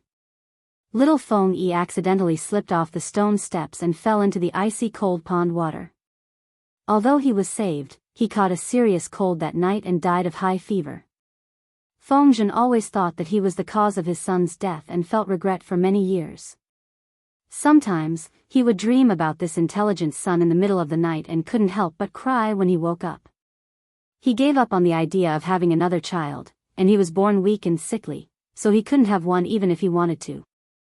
A while ago, his wife, Wan Xiu, shyly and timidly told him that she was pregnant. Feng Zhen felt his whole body go blank, as if a cold chill spread from the soles of his feet to his head. On the surface, he was ecstatic, but in his heart, there was an uncontrollable panic and fear. Jiang Pengji was speechless. Are you afraid that you'll be cuckolded? As soon as she said this, the feelings that Feng Zhen had been brewing were instantly broken. What are you saying, my lord?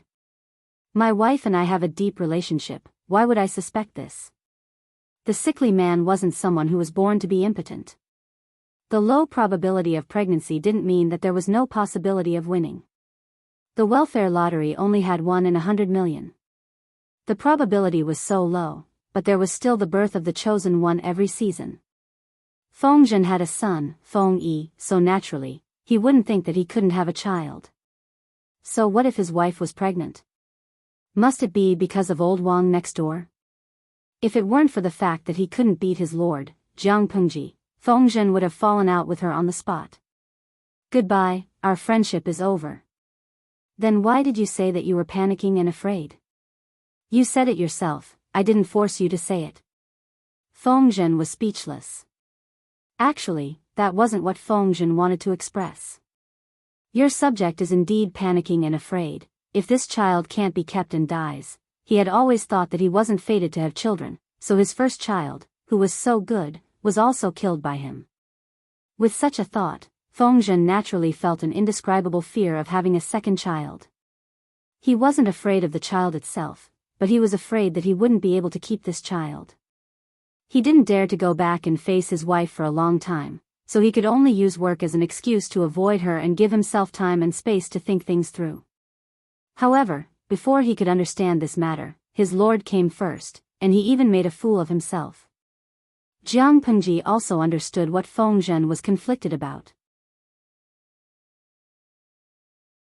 She said, I come from a humble background, so I can't speak of any great principles, but there is one thing I understand. Since the child has set his sights on you and wants you to be his father after reincarnation, it means that he is satisfied with you. How can you let the child down? Feng Zhen couldn't help but complain, My lord, what you said is quite touching. Jiang Pengji said coldly, I can say something even more touching. Do you want to hear it? Feng Zhen was speechless. Jiang Pengji said, I heard that pregnant women are sensitive and think a lot. You leave early and come back late all day. Aren't you afraid that your wife will think too much? Maybe she thinks that you haven't changed, and that you took advantage of her inconvenience during her pregnancy to be seduced by a little demon outside? If the mother isn't good, the child will be even worse. Feng Zhen was speechless. He had forgotten about this terrible thing. That day, Jiang Pengji heard that Feng Zhen had left early again, an entire 2 hours early. This Feng Langzi is really getting more and more indecent. What if he delays the Lord's business? Jiang Pengji glanced at the snitch. What else can we do? Deduct his salary. Deduct so much that this fellow can't even afford milk powder and diapers. / / book / /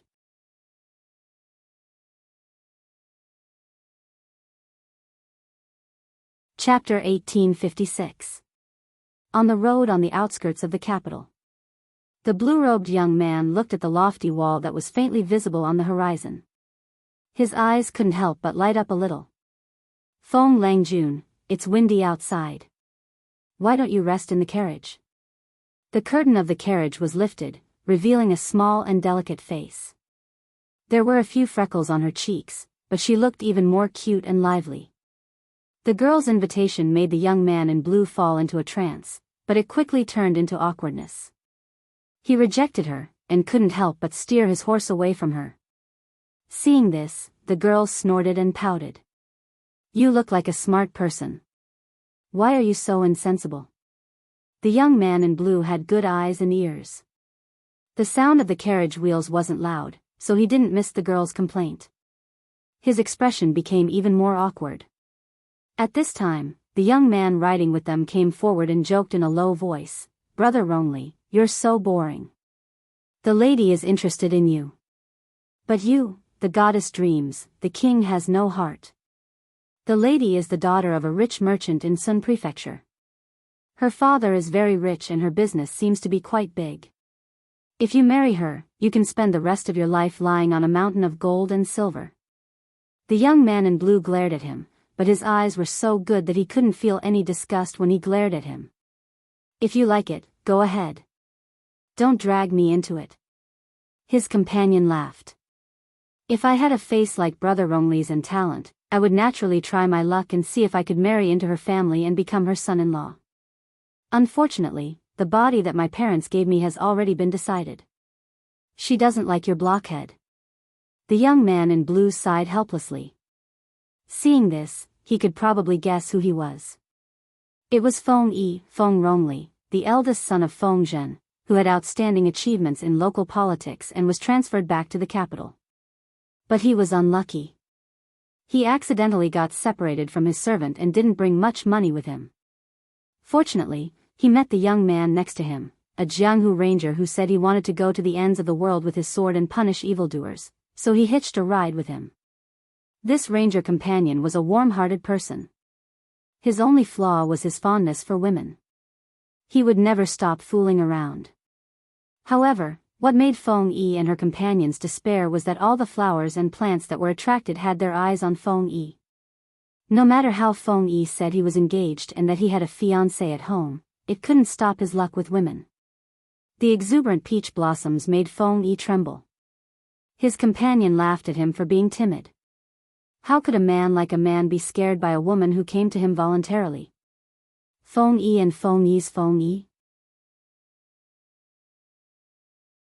How could he tell his friends that half a year ago, his fiancée had sent him a letter from home, along with a romance book with a seemingly strange plot? Oh, the author was Layman Zaiki, who had been growing more and more girlish these years.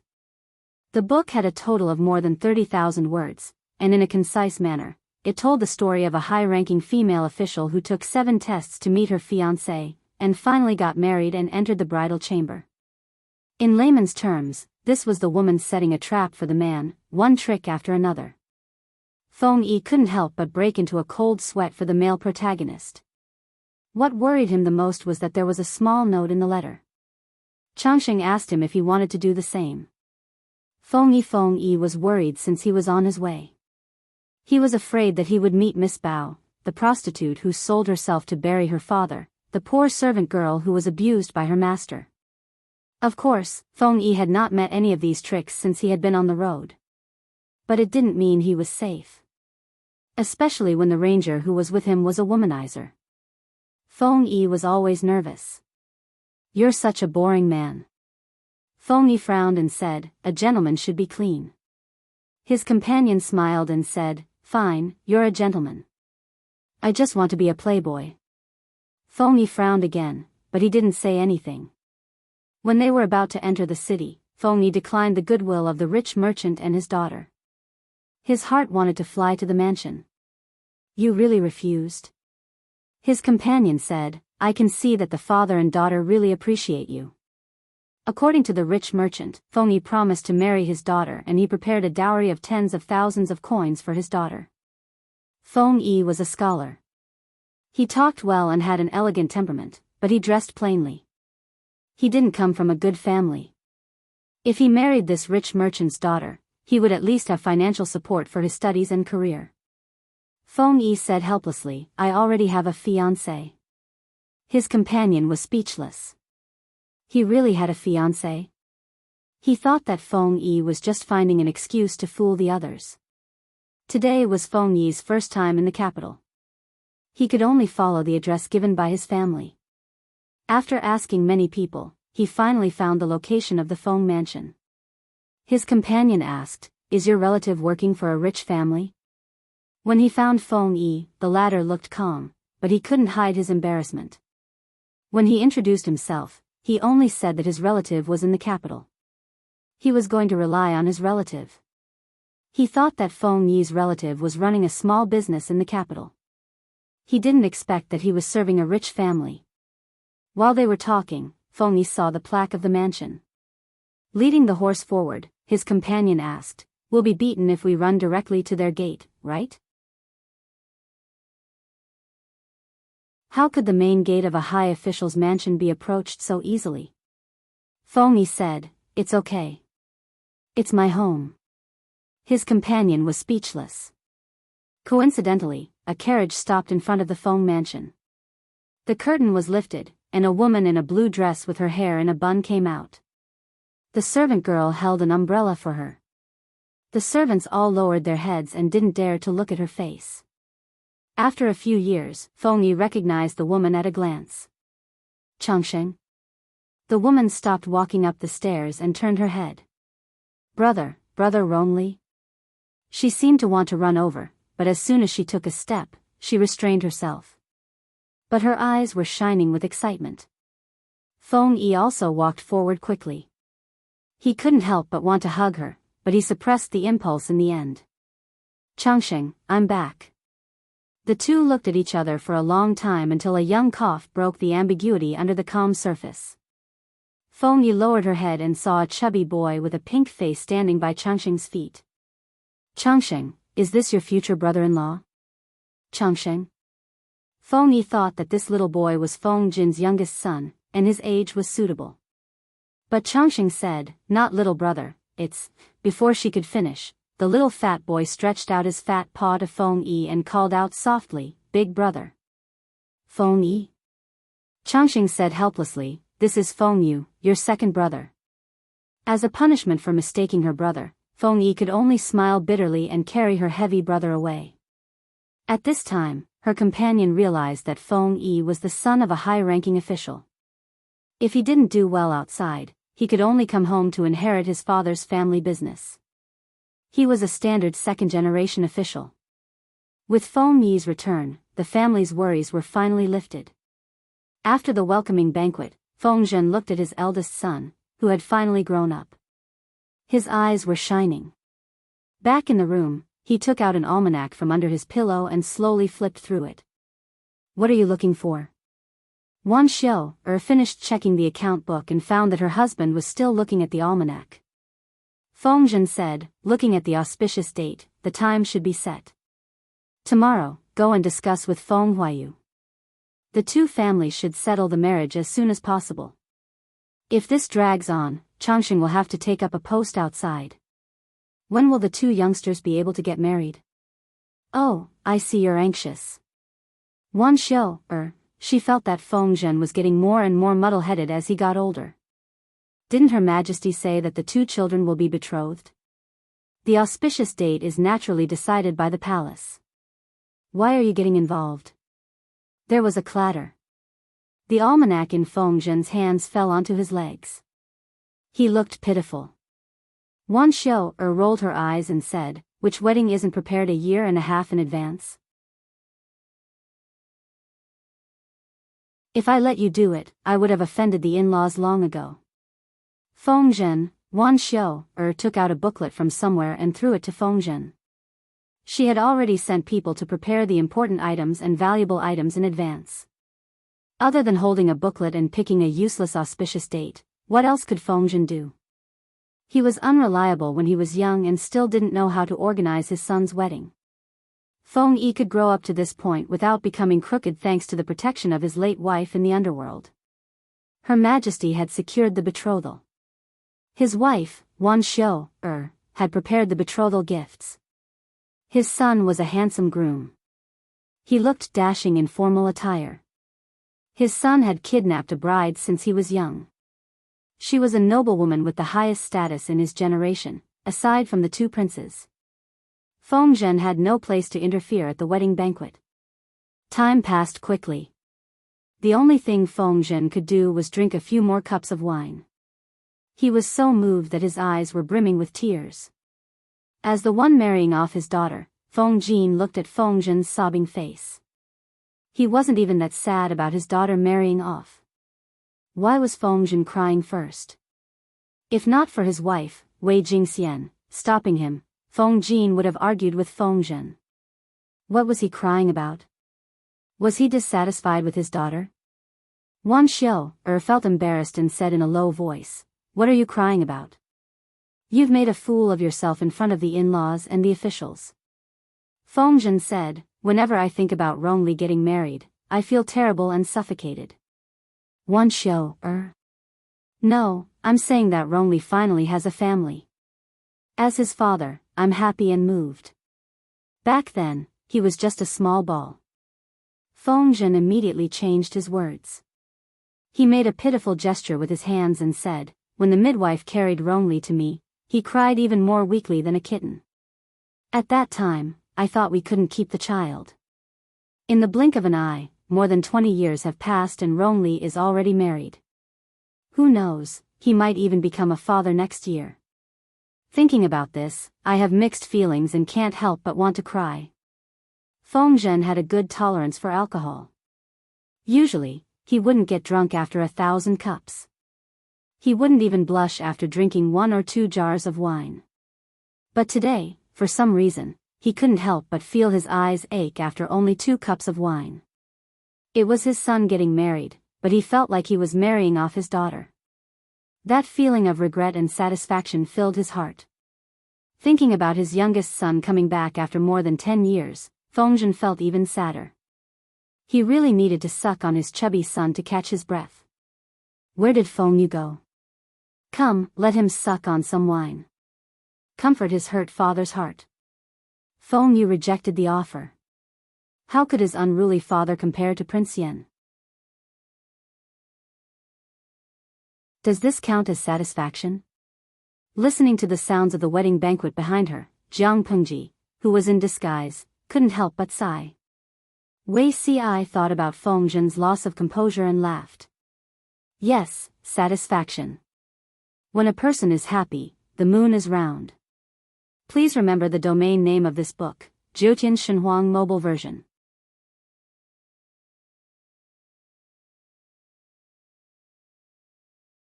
Chapter 1857.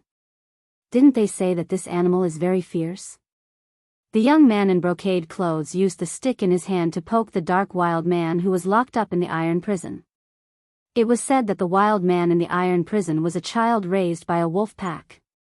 For some reason, he was separated from the wolf pack and was caught by a playboy who went out to hunt.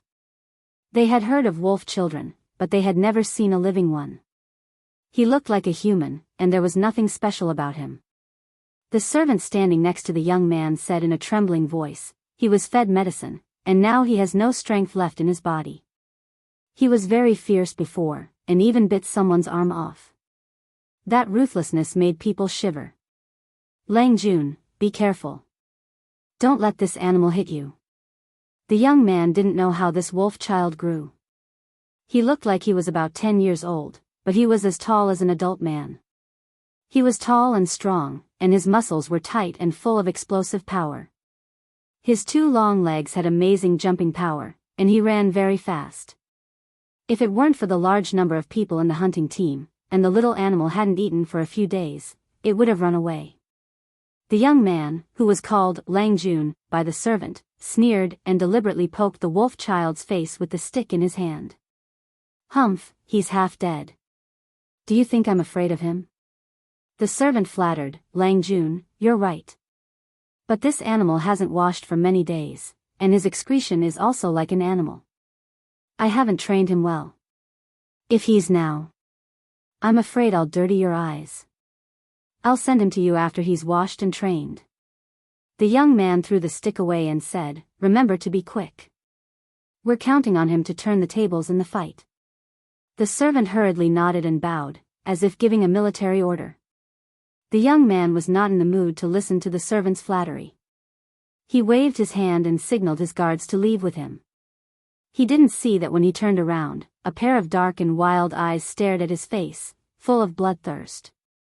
The young man didn't notice, but the servant did. When the young man left, the servant clenched his fist and threatened the weak wolf child. "What are you staring at? Be careful, or I'll dig out your eyeballs." The wolf kid was raised by the wolves. Since he was born, he had never trimmed his hair. The servants thought it was too troublesome to do so, so they took a pair of scissors and cut off the dirty, smelly, and stone-like hair.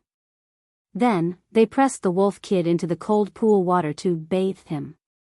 Every time the wolf kid choked on the water in the pond, he would let out a sorrowful and panicked cry. The servants who were watching the scene would roar with laughter, as if the scene in front of them was very amusing. Half a month later, the wolf child was pushed into the beast-fighting gambling house as a secret weapon. To put it bluntly, the beast-fighting gambling game was just an entertainment for some playboys. They would starve their pets for 2 days before throwing them into the arena for them to fight to the death. The pets that participated in the death match were usually heinous prisoners on death row. The winner would live, and the loser would die without a complete corpse. In order to add to the fun, they would usually set up a prize. The winner would get the prize, and some playboys would take pleasure in this. They would groom death row prisoners to fight and win the prize, which would give them face among their peers. Of course, fights between humans weren't fun either. Sometimes, savage beasts would be thrown in to increase the number of variables. The wolf child was the secret weapon of the young man. In less than a year, the wolf child helped the young man win countless battles. As a price, he was covered with terrible injuries, some of which were so deep that his bones could be seen. Every time he left the arena, he would be drenched in blood. Some people would even laugh and applaud when they saw him bite off his opponent's throat. However, no matter how powerful the wolf child was, he was not invincible. Indeed, he had the fighting instinct of a wolf and a body that was stronger than many adults. But after all, he didn't know how to fight. When he met a capable opponent, he would only lose.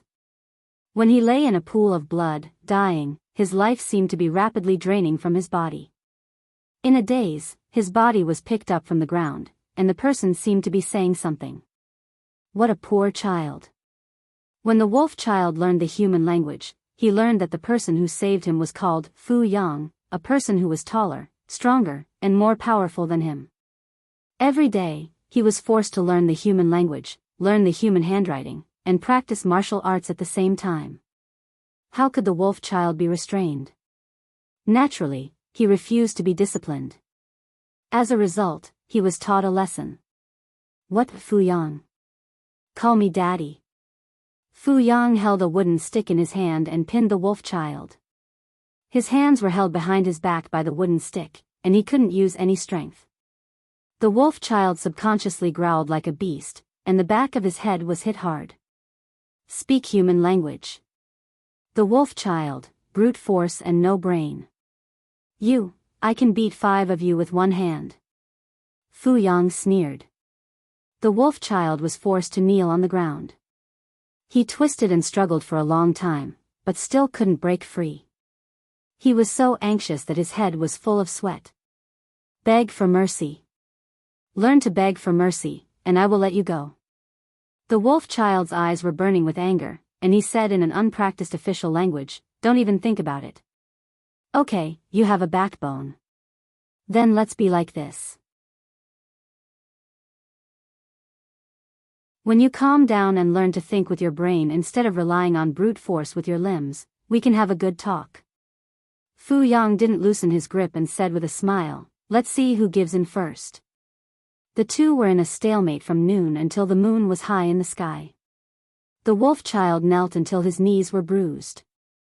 Fu Yang felt that the stimulation wasn't enough, so he asked his beloved concubine to feed him. The wolf child could only kneel and smell the food, but he couldn't eat it. Kid, do you see that? Fu Yang's mouth was full of oil, replenishing his lost strength. The wolf child was so tired that his lips were cracked, and his dark eyes were bloodshot. The wolf child bared his teeth at Fu Yang and stretched his neck to bite him, but his teeth were almost broken by Fu Yang's huge fist. You have to learn to be flexible, kid. Pure brute force will only make you die without even knowing how you died. Fu Yang grabbed a pair of chopsticks with his free hand, picked up a piece of meat, and put it next to the wolf child's mouth. I know you can understand human language.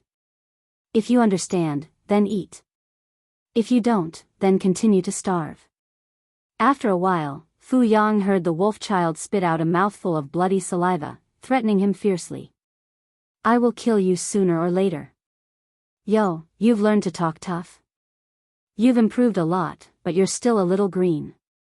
Fu Yang sneered, in this world, there are many people who want to kill me. The Meng family is not even on the list. Who do you think you are?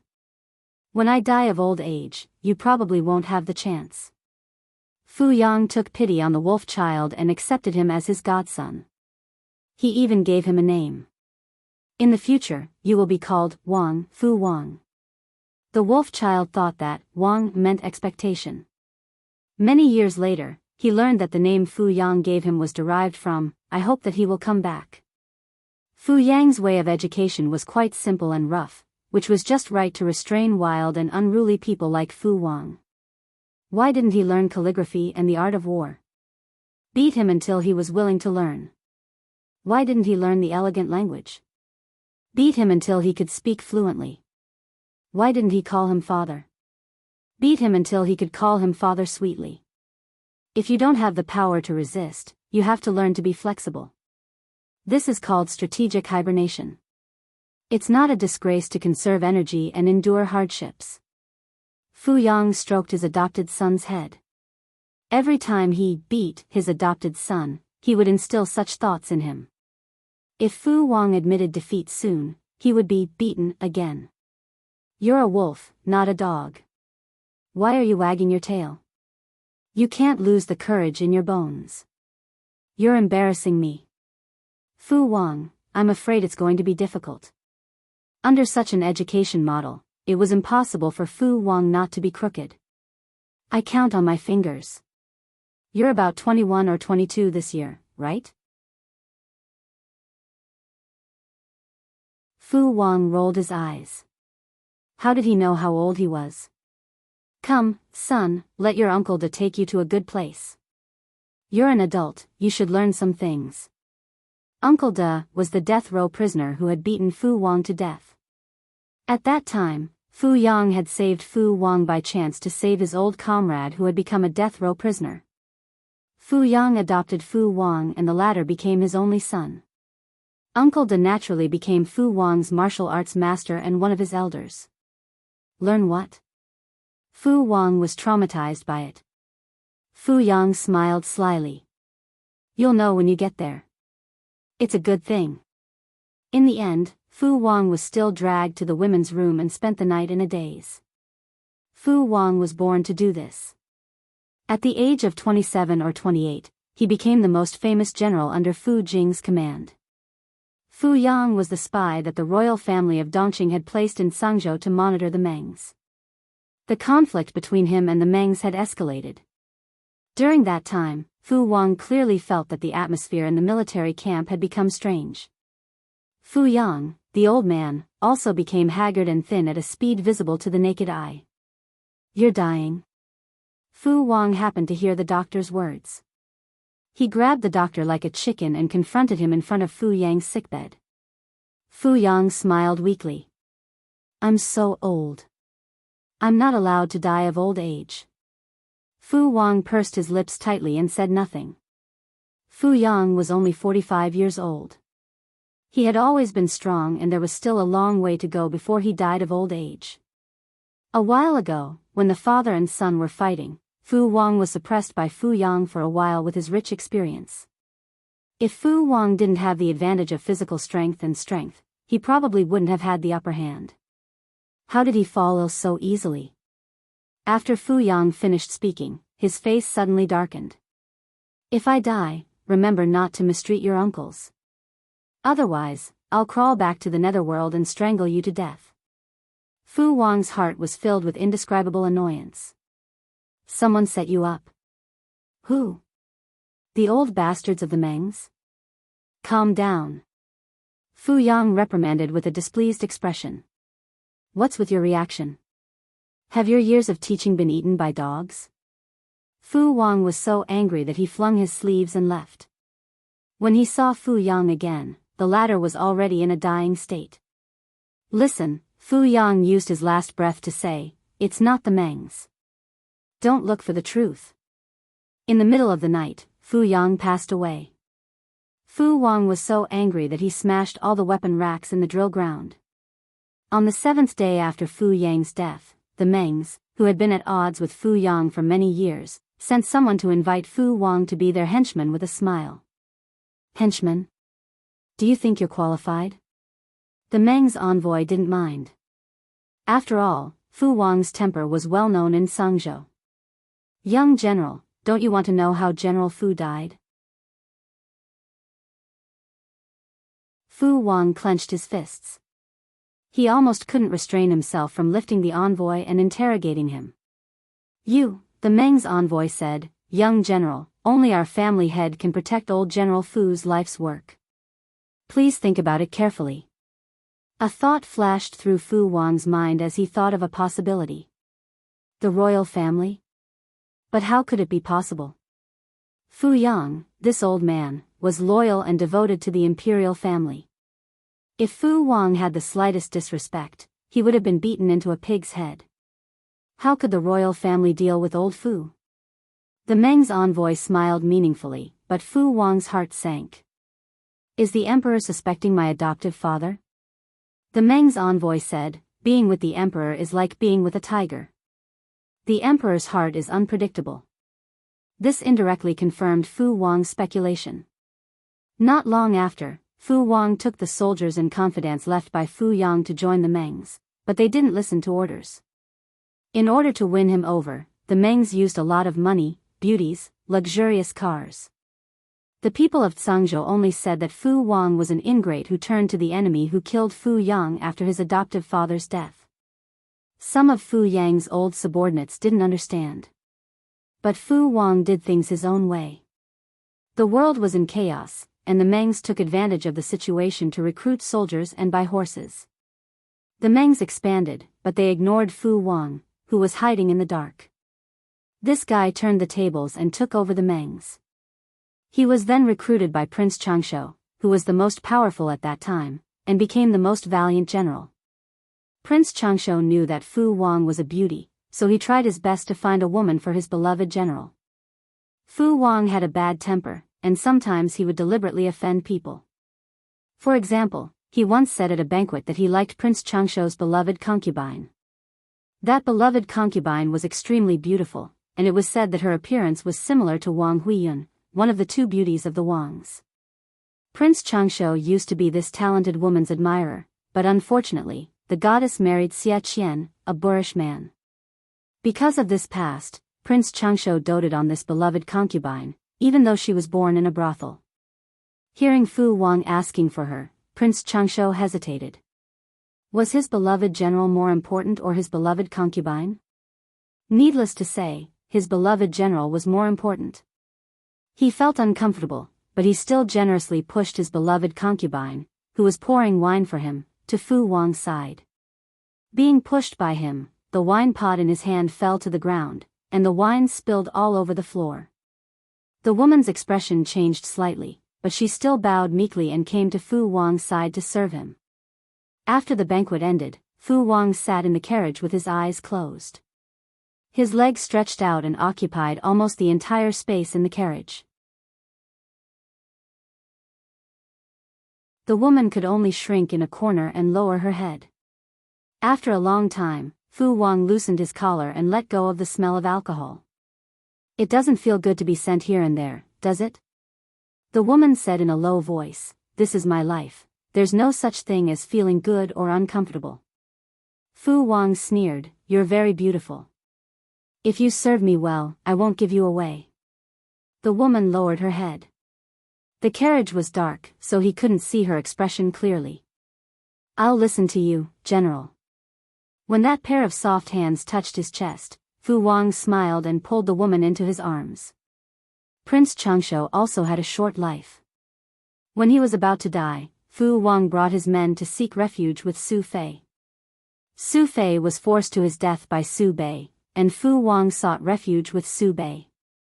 At the same time, he formed a grudge with Su Bei's advisor, Han Yu. The grudge between the two was attributed to a celebration banquet. Han Yu couldn't stand Fu Wang's success, so he secretly mocked him. He originally thought that Fu Wang was a boorish man who didn't understand and was scolded. Who would have thought that he was a cunning man on the outside and hated Han Yu? After that, Su Bei was killed by Jianghu, and Fu Wang wanted to jump ship again. But halfway through, he was caught by Jianghu's advisor, Qiguan Rang. The crazy fan spirit, who still fanned himself in the middle of winter, looked at Fu Wang with a smile. "General Fu, I haven't seen you for many years. How are you?" Fu Wang curled his lips and mocked back, "I'm very good. There's no cold in the winter anymore." Qiguan Rang threatened in a low voice, "When General Fu meets my lord, you'd better think about what you say, lest you lose your head." Fu Wang didn't believe it, but in the end, he was taught a lesson by Jianghu. He relived the years when he was suppressed and beaten by Fu Yang. Someone said to Jianghu, "He's just a lackey. How can we trust him so easily?" Jianghu said, "He can't kill me. If he dares to betray me, he'll die earlier than me." The outside world thought that Fu Wang would continue to kill his boss and jump ship. Who would have thought that Jianghu's life would be so tough? Speaking of which, Fu Wang's battle record was quite good. He almost never lost a battle. But his previous boss was too weak. No matter how fierce a general was, he couldn't save the situation from collapse. Not to mention, Fu Wang would occasionally slack smiley face angle, when the world was about to be settled. Fu Wang did something that shocked the world and caused the outside world to discuss it. He remarried his former beloved concubine as his legal wife. If one observed carefully, they would notice that after the appearance of his beloved concubine, all the women around Fu Wang gradually disappeared. She was the only one left. Taking a concubine as his wife?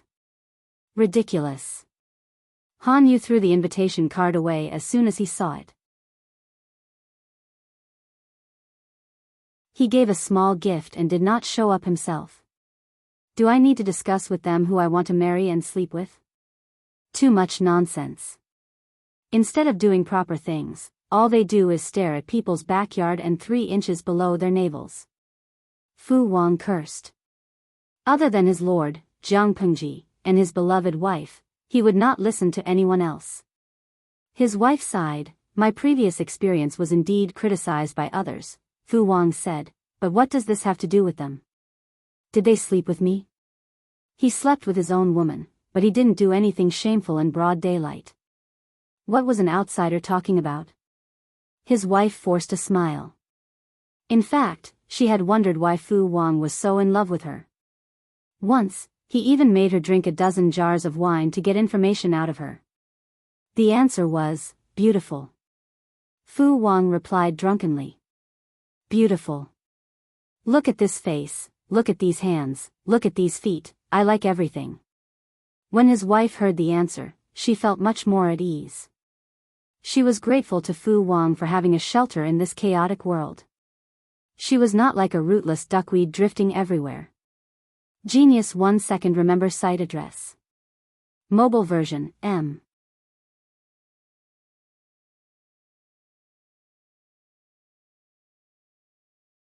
Chapter 1858. Jiang Yan's courtesy name was Huiping. The Book of Rites said that when a woman was about to marry, she would have her courtesy name. It meant that a woman could only have her courtesy name when she was of age and was about to get married. The character in Huiping meant rise, and also referred to marriage. That was why there was the phrase, waiting to be betrothed. However, this meaning took on another meaning when the first female emperor of the Jiang dynasty ascended to the throne and the new crown prince completed the ceremony. Even if I take it, no one will say it. After a long time, except for the history books, no one will remember this character. The coming-of-age ceremony was very complicated. Even though Jiang Yan's physique was different from ordinary people, she was still a little tired after being dug up from dawn until the moon was high in the sky. However, she did not complain no matter how tired she was. Today's ceremony was not bad at all. Jiang Yan knew very well that from today onwards, her mother would slowly retire. When she could truly hold her own and suppress all the civil and military officials in the court, she would abdicate and hand over power. From assisting the crown prince to the real emperor, the meaning and responsibility of the two were completely different. Jiang Yan knew the heavy responsibility on her shoulders from a very young age and had long regarded it as a part of her life. But I see that your highness is slightly happy. It is obvious that you like it. Other than Jiang Yan, there was also a slightly older youth in the hall. The youth was still wearing his court robes and looked slightly frail. Jiang Yan smiled. Of course I like it. I heard that mother prepared this character for a long time and hesitated for a long time before choosing it. Everyone in the court knew that His Majesty was terrible at naming things. In the early years, some ignorant officials wanted to give the younger generation in the family favor and shamelessly asked His Majesty to give them a courtesy name. In the end, it was always the scene of a car accident. No matter how many choices others made, His Majesty could always choose the most unpleasant one. Smiley face angle, the character, Huiping, was also very ordinary, but the meaning was simple and straightforward. It was not unpleasant to hear. It seemed that His Majesty really put in a lot of effort. Jiang Yan rolled up the sleeves of the youth's court robes in boredom. A few days ago, Grand Tutor came to me and told me about you. Don't you want to hear what he thinks of you? The young man raised his eyebrows and asked in surprise, Grand Tutor knows? He had even kept this matter a secret from his parents. His father and mother had always thought that he was close to the crown prince because he was placed in an important position. A few days ago, they had been nagging him about marriage, but the young man had found an excuse to dismiss them. His mother was still all right, but his father was an old fox who had walked through troubled times. The young man had always been a little proud of himself for deceiving his father, Feng Zhen. He did not expect that someone would still find out. This person was also Her Highness's teacher. Based on the clues he had discovered over the years, the young man had also figured out the other identity of the other party. I know, he's against it.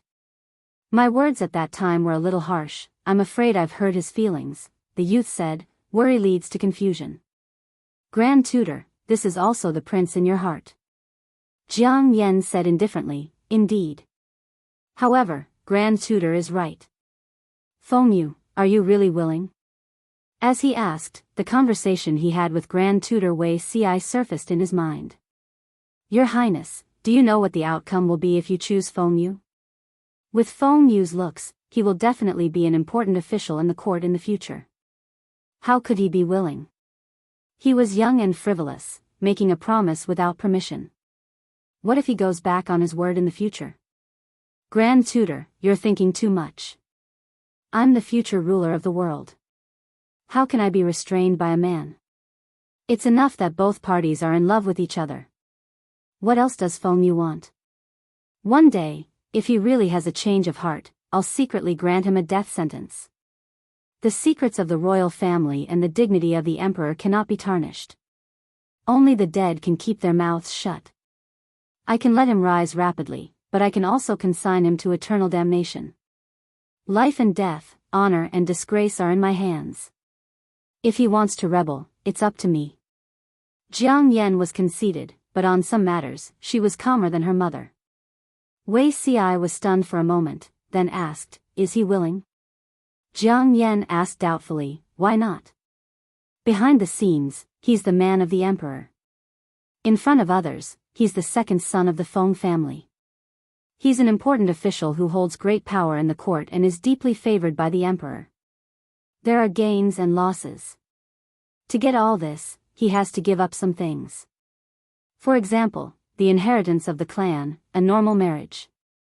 If that doesn't work, I'll give him a male heir in the future and secretly bring him back to inherit the clan. The court today can't tolerate so much willfulness.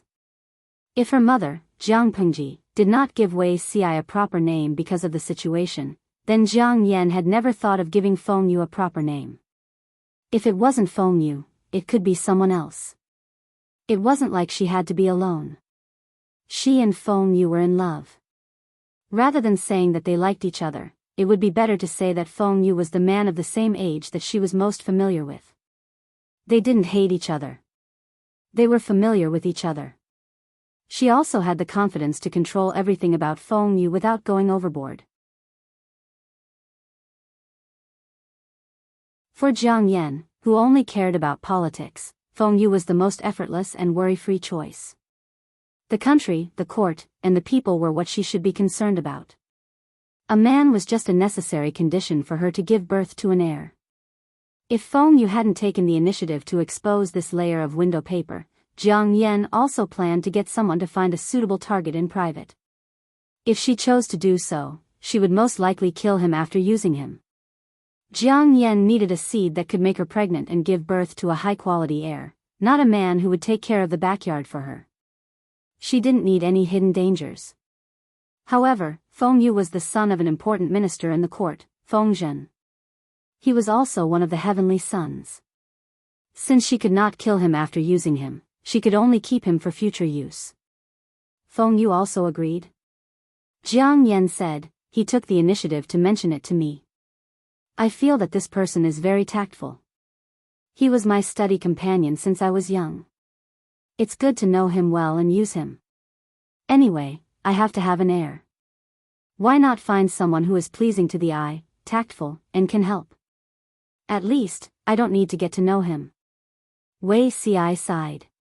Compared to his father, Feng Yu's ability to read people's minds surpasses his father. He understood Jiang Yan's thoughts. He took the initiative to give in and sacrifice himself in exchange for a favorable impression. I like to deal with smart people. Feng Yu is very tactful. There's no need to think too much. There's too much deception in the court. It's rare for someone to be willing to be honest with me. This feeling is quite refreshing. Jiang Yan said lightly, Grand Tutor, you don't have to worry that I'll be at a disadvantage. No matter how clear Feng Yu is about my thoughts, I allowed him to see it. He can't turn it over.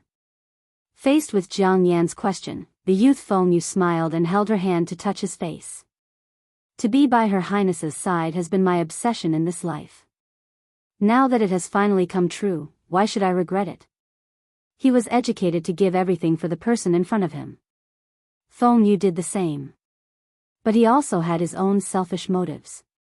Other than himself, no one else could have closer contact with her. Feng Yu had thought that he would be an exception to her. Until Jiang Yan revealed the idea of looking for a good seed, he knew that he was wrong. With Wei Ci as an example, Feng Yu also knew what risks he would face if he dared to like the crown prince. In Jiang Yan's eyes, the political affairs would always belong to the first wife. He could only be a virtuous and capable second wife. Want to be promoted? He would only have a chance if he endured for more than 20 years until she abdicated. Even if the chance was slim, there was still a chance, right? Jiang Yan said, then remember what you said today. Otherwise, you will know how different I am from mother. Mother would not kill Wei Ci, but she would kill Feng Yu. Feng Yu said respectfully, I will remember. Jiang Yan dealt with most of the government affairs that had piled up for the day. Then she asked the servants to prepare hot water to bathe and wash up. When she came back, she said to Feng Yu, it's late, let's settle down. Feng Yu's eyes flashed with a trace of astonishment. Seeing his reaction, Jiang Yan seemed to emphasize angrily. After today, I am already an adult. What can I do? It was just sleeping with a man. As the crown prince, why couldn't she do it? Feng Yu, as Crown Prince Jiang Yan's most trusted person, Feng Yu also had his own place to sleep in this palace. But today was different. He did not sleep in the side hall that he usually slept in, but in the main hall's main courtyard, on the Crown Prince's bed. The next day, Jiang Yan specially asked the servants to prepare red dates and white fungus soup for breakfast. She hated sweet food the most. Red dates had been on her blacklist for a long time. Suddenly hearing that Her Highness wanted red dates and white fungus soup, the kitchen was a little confused. Red dates, blood nourishing. The serving maid then remembered that Her Highness's period had just ended 2 or 3 days ago. But Her Highness's blood volume had always been very small. She usually left after 1 or 2 days. It shouldn't be to the extent that she needed to drink red dates to nourish her blood, right? I just suddenly wanted to taste it. Why do you think so much? Unlike Jiang Yan's deep hatred for red dates, Feng Yu was extremely fond of them. Yesterday, it seemed that even his mouth had the taste of red dates. Jiang Yan suddenly didn't hate it so much. She wanted to taste it when she got up in the morning, so she asked the servants to bring red dates and white fungus soup. The taste was not as strong as yesterday's. After drinking a bowl of red dates and white fungus soup, this thought floated in Jiang Yan's mind. After the coming-of-age ceremony, Jiang Yan's busy days became more and more intense. She was still the crown prince in name, but the government affairs she handled were no different from those of the emperor. The frequency of her mother's advice also increased. Mother's body is getting weaker. Jiang Yan's mood was indescribably complicated when she saw that her mother, whom she admired since childhood, was also weak and sick. Feng Yu said in a low voice, it said that His Majesty privately ordered people to make new dragon robes 2 months ago, and the size is the same as your highness's. The abdication of Jiang Yan had been rumored since the day she became an adult. This was a signal from His Majesty to test the officials. Now that even the dragon robes had begun to be made, it was obvious that the abdication was approaching. Jiang Yan said, Mother wants to abdicate. All the officials know about this, but whether she can abdicate successfully, I'm afraid it won't be as Mother wishes. She had long expected that her mother would make a big move before abdicating to remove the last obstacle before her ascension to the throne, but she never thought it would be such a big move. In one day, 2 of Jiang Yan's 3 blood relatives died, and the other one was half dead. When she heard that the Grand Tutor was forced by the rebellious officials to commit suicide in front of the palace, she felt as if she had fallen into an ice cellar, and an endless chill rushed from the soles of her feet to her brain. Wei Tsong. These 2 words seemed to be squeezed out of her molars. Feng Yu saw the strong killing intent bursting out of her eyes. Your Highness, His Majesty summons. Feng Yu lowered his head and didn't look directly at Jiang Yan's face. He also knew that Jiang Yan probably didn't want anyone to see her expression right now. Jiang Yan's hands clenched into fists in her sleeves, and she stepped into the palace with a stiff posture like a wooden statue. A group of important officials knelt in front of the dragon bench. Her Majesty's face was pale and tired. She ordered Qiguan Rang to be the assistant minister and read out the imperial edicts that had been prepared long ago. Imperial edicts came one after another. Not only were there abdications and orders for Jiang Yan to ascend to the throne, but there were also punishments for the rebellious officials and traitors, including Wei Kong. Jiang Yan looked at her mother on the dragon bench, and not a single tear could be squeezed out of her sore eyes. Her mother had calculated every move and prepared a complete set of imperial edicts. Only the punishment for Wei Tsong had been passed down orally. Why? Because she had never thought that Wei Tsong would be involved, much less that Wei Ci would die. Her mother, who had never failed in every endeavor, had lost miserably in the last round. She had truly lost everything. Wei Tsong was punished to guard the imperial mausoleum for 12 years and was not allowed to leave before the deadline. 12 years was enough for Wei Tsong to think things through, and it was enough for Jiang Yan to let go of her desire to kill him. Mother won't be around for long, and now she even wants to scheme against her daughter? So what if she wanted to kill Wei Tsong? Once the person in front of her, Long Yubin, became the late emperor, who in the world could stop her from killing a person? Her mother said, if he really did kill him, you'd be the one regretting it. Jiang Yan said, but he killed 2 of my family members. Her mother smiled bitterly. It's not his fault alone. Your father and I also have unshirkable responsibilities. We've treated him badly, just like you. This was the first time Jiang Yan had heard the words, me, and your father, from her mother's mouth. The moment she heard these 2 words, tears flowed out of her eyes like she was about to collapse. I've really treated you badly. You should have lived for me. However, how could a person at the end of his rope still live? Before the morning sun rose, the funeral bell rang. Under the support of her officials, Jiang Yan became the rightful monarch. Mother didn't wait until the day the sun rose, nor did she wait for the opportunity to abdicate the throne and travel the world with that person. Jiang Yan held back her emotions. As she handled her mother's funeral, she ordered people to secretly handle Wei Ci's funeral rites. As for Wei Tsong, she didn't even want to hear his name. Not many people knew about her envy, jealousy, and indescribable hatred for Wei Kong. A farce took away 2 insiders. The only one left accompanied her through the most difficult period of her life. It was only when the coffin carrying her mother's body entered the imperial mausoleum that everything settled. Outsiders thought that there was only her mother's corpse in the coffin, but they didn't know that Jiang Yan had placed another corpse. If someone dug up Wei Ci's grave at this time, they would discover that the corpse in the coffin had disappeared, leaving only a set of court robes. Did you see that? Jiang Yan left the imperial mausoleum. Before she ordered people to put down the dragon-snapping stone, she muttered to Feng Yu without rhyme or reason. Feng Yu replied, this official saw it. This is the result of being too sentimental. Jiang Yan sneered. As an emperor, why do you need so many unnecessary and burdensome emotions? Feng Yu looked at the main tomb of the imperial mausoleum and sighed faintly. Although Wei Ci's mistakes could prevent him from taking detours, it also increased many obstacles. He had thought that if Wei Ci could endure until His Majesty abdicated the throne, he would be able to kick aside government affairs and ascend to the throne. Now, it seemed that his hopes were slim. The example of his parents had left a deep psychological shadow on His Majesty. He didn't know if he could get over it in this life. 12 years later. His Majesty looked at his daughter, who was reading late into the night, and let out a complicated sigh. Feng Yu said, "Your Majesty, did you go to see him today?" For so many years, Feng Yu had never dared to step on a landmine. He had always addressed Wei Tsong as he. His Majesty said, "I did. He's not young anymore, but he's still alone. He's as simple as before.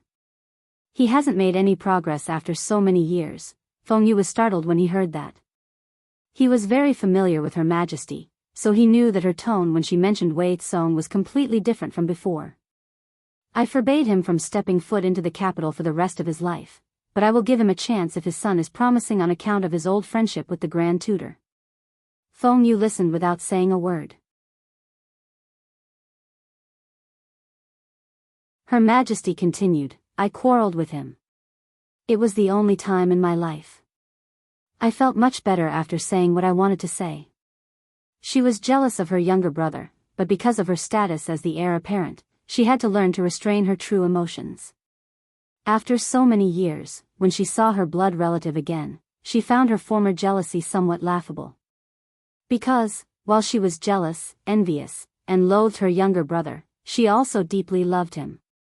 He was the only thing her parents had left her. When she was young, she would definitely disdain to admit this, but when she was middle-aged, she felt that there was nothing to hide. Feng Yu wasn't surprised to hear this. Her Majesty's study had a few paintings with Wei Tsong in them. If she really wanted to never see her younger brother again, would those paintings still be an eyesore to her? Another 14 years later, Jiang Yan abdicated the throne. Feng Yu said ruefully, "It wasn't easy, but I've finally made it." Jiang Yan had been on the throne for a few years longer than the former emperor. When she abdicated, she was healthy and without any illness. Qiao Zhongwu had long changed his appearance. When he first came to Jiangnan, he heard that a famous painter of the Jiang dynasty lived in seclusion there. Jiang Yan and Feng Yu glanced at him from afar. Wei Tsong had inherited the Grand Tutor's appearance and temperament. From afar, it was as if that person had been reborn. "Your Majesty isn't going over?" Wei Tsong had traveled the mountains and seas with his wife, never knowing that someone sent by his sister was secretly guarding and protecting them. Jiang Yan retracted her gaze and indifferently turned around. "I don't want to see him." She had said that she wouldn't see him again in this life. She wouldn't easily break her promise. She was indeed relieved, but she didn't know how to interact and talk with her younger brother. After thinking about it, she felt that it wasn't good. Genius 1 second to remember this website's address. Mobile version.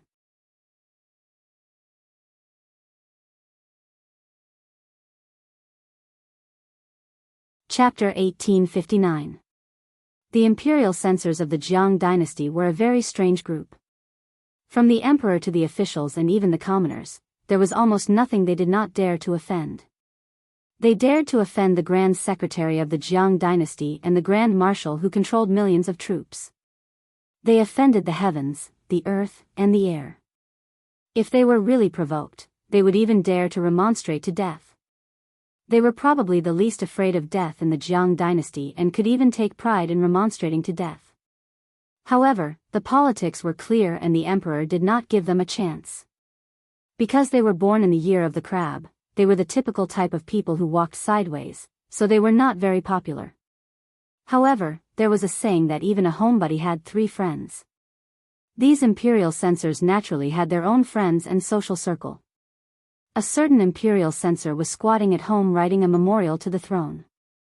He was currently polishing the content. He wanted to use the simplest language to explain the whole thing clearly. It could not be helped.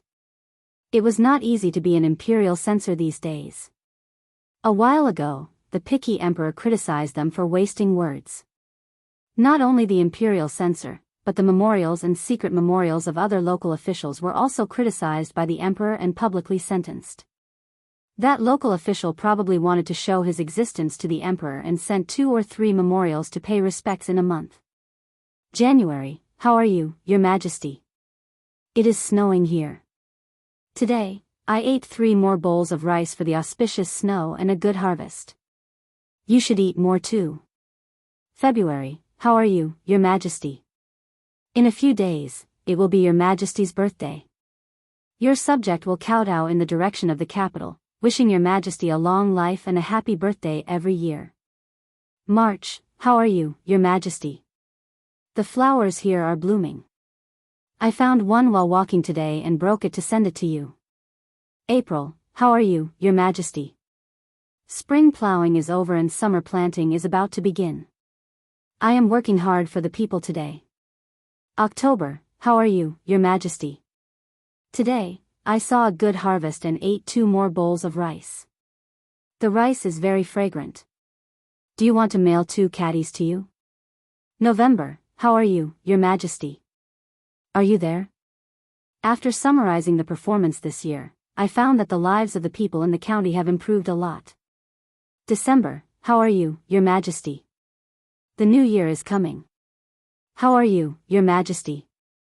I have been working hard for the people for the past 2 days and caught a cold and fell sick. This was a rather cute memorial. Although it was a lot of nonsense and was suspected of acting cute, there was at least a little bit of substance. Some were simply, Magistrate, hello, Your Majesty, are you there? Your Majesty, yes, what's the matter? Magistrate, hello, Your Majesty, are you there? His Majesty. Your Majesty, I'm here, what's the matter? Magistrate, hello, Your Majesty, are you there? His Majesty, speak if you have something to say. What's the point of always asking if I'm here or not? Whether it was those who acted cute or boasted, or those who played the recorder, they were all pulled out by His Majesty for a long time, which resulted in an increase in the workload of the imperial censors. Not only did they have to pay attention to the officials and monitor the emperor, but they also had to describe the movements they discovered in simple and straightforward terms. However, this was the pleasure of the imperial censor. There was no need for outsiders to know. As he was writing, the housekeeper outside said that a friend he hadn't seen for a long time had come to visit. The imperial censor happily put down his brush and went to receive his friend. Before he entered the main hall, he heard his friend covering his face and sobbing. He hurriedly asked, "What's going on?" The imperial censor's friend was also an official, but he was a low-ranking official. His friend cried, "It's so hard." Fu Jingtu took advantage of his power to commit murder. There is no justice in broad daylight. Imperial censor. Fu Jingtu. Wasn't he the Grand Marshal who was greatly favored by His Majesty and the leader of the generals? He was a ruthless man. Did he beat me up? His friend cried and nodded. His whole face was bruised and bruised. It was a miserable sight. The imperial censor said angrily, "This Fu Jingtu." His friend came to find him in the hope that he could use his power to report this matter to His Majesty and the heavens. And the imperial censor did so. This was the capital, not the border, and not Fu Wang's military camp. He couldn't do as he pleased under the emperor's feet. Little did he know that Fu Wang didn't hide the fact that he had committed murder. He had done it openly and brought his children to the imperial censor's door. Fu Wang beat up the old, and his children beat up the young. The next day, the imperial censor who had called Fu Wang had a tacit understanding. However, Fu Wang wasn't afraid at all. He looked as if he had hit the right person. He really didn't think that he had hit the wrong person. Even when Huijun asked him to keep the peace, he didn't give in. It was rare for him to take a tough stance. Huijun smiled bitterly. "General, why are you doing this? There's no need to offend so many imperial censors just for me." Fu Wang said fiercely with a straight face, "You're a woman. Just listen." Huijun glanced at him fiercely. Fu Wang immediately cowered. "Madam, you don't know. This is called teaching by example." He was teaching his child what to do and what not to do. This was what an alpha wolf should do. Huijun sighed. "But I don't care anymore. General, the story had to start from the birth of the twins. The son was called Fu Xian and the daughter was called Fu Zhen. This pair of twins was a tyrant among their peers. They took after their mother in looks, but their father in height. They were always a head taller than their peers. The son was not of age yet, but he was taller and more muscular than many of his uncles. He was handsome and elegant, and his eyes carried a romantic charm. The daughter was tall and well-proportioned, and her looks were the best among her peers. Their father was very protective of his shortcomings, and the uncles doted on them. Not only that, the old master of the Liyun family, Xie Qian, also favored Fu Zhen and was very close to the children of the Liyun family. With such conditions, who dared to provoke them? But it did not mean that they were not wronged. 2 days ago, there was a rumor that Hui Jun had been a prostitute at a young age. Some youths who could not stand the sight of the twins deliberately provoked them. Although the provocation was subtle, the humiliation was not lacking. They asked which benefactor Fu Zhen and Fu Xian's father was. This question almost made them explode. Fu Xian's personality was like Huijuan's, gentle and honest. Fu Zhen was strong, but she was still a girl who had just reached marriageable age. When a pervert asked her if she would inherit her mother's business in the future, and even said that he wanted to be a guest in her tent, Fu Zhen was so angry that her eyes turned red. The two of them got into a conflict with the other party, but the other party brought many thugs and they could not gain any advantage. Fu Wang returned from the military camp and saw his daughter's grievance and son's humiliated expression. He could not help but ask in detail. The moment he asked, he exploded. King old man. Are you dead? Fu Wang could not help but press his son to the ground and beat him. Mother was humiliated, and you couldn't even protect your sister. You ran home with your tail between your legs? The Fu family does not have such a coward. Fu Xian was so ashamed that he could not help but slap himself to apologize to his father. Fu Wang said, "Learn from this, both of you." Thus, Fu Wang brought his 2 children to fight. When they arrived, the family was eating. Fu Wang kicked the table and beat up the old one, while Fu Zhen and Fu Xian beat up the young one who had spoken so rudely. After the beating, the family was in a mess. Fu Wang was still angry. You have to protect your mother. Don't say such despicable things. If you say a word of disrespect, remember, it's basic to cripple her. If you kill her, it's your father's fault. Fu Wang, who doted on his daughter the most, was now venting his anger. No matter what, your mother is the one who gave birth to you. If she can't even protect you, what's the point of raising you? What's the point of giving birth to you? Fu Wang was traumatized by giving birth. Until now, he still avoided thinking about Huijuan's appearance when she gave birth. Whenever he thought about how the 2 children came about, he loved Huijun even more. Huijun was his true love. Children were an accident. Do you understand? The children could not even protect their mother. They were a disgrace to Fu Wang. Were they still wolf pups? Even dog pups were not so weak. Dogs don't think their mothers are ugly, and children don't think their families are poor. How did they do it? They didn't even know how to talk back, and they couldn't even fight back. Fu Wang really had the urge to put the children back in the furnace. Don't make them a disgrace. Of course, he knew about Huijuan's past, but so what? Those old men slept with him and gave birth to his children. They were not very capable, but they were good at gossiping. Did they really think that Fu Wang was not a wolf just because he had not fought for many years? If he really wanted to mess with these people, he would make them regret their ancestors for 18 generations. Fu Wang, who was full of anger, was not someone to be trifled with. On that day, the court officials saw the rare scene of Fu Wang confronting the imperial censor. That's amazing, Marshal Fu. Han Yu murmured to himself as he watched. He looks simple-minded but is actually treacherous. It was rare to misjudge. As a result, the court was full of gunpowder. Fu Wang almost got into a fight, and His Majesty finally intervened. Huijun listened to the gossip, but the smile on her lips became more and more intense. Fu Wang was indeed rude and not gentle enough, but it was rare for him to be so sincere. How could she not like him? But I can't let him be too complacent, lest he becomes arrogant again and wants a yard after taking an inch. She was old, but she was still as impatient as a young boy. Sometimes when her children came to pay their respects, she could only say that she had a cold. She was too embarrassed to tell the real reason. Hui Jun had been doing business for years. From the original textile to the present, she was involved in many industries. Naturally, she had her own means to gain a foothold in the business world. This time, she had investigated the rumors. Of course, she had to fight back against the deliberately disgusting means of the opponent. There were various means of competition in the business world, but it was too much to reach out to her children and try to drive a wedge between them.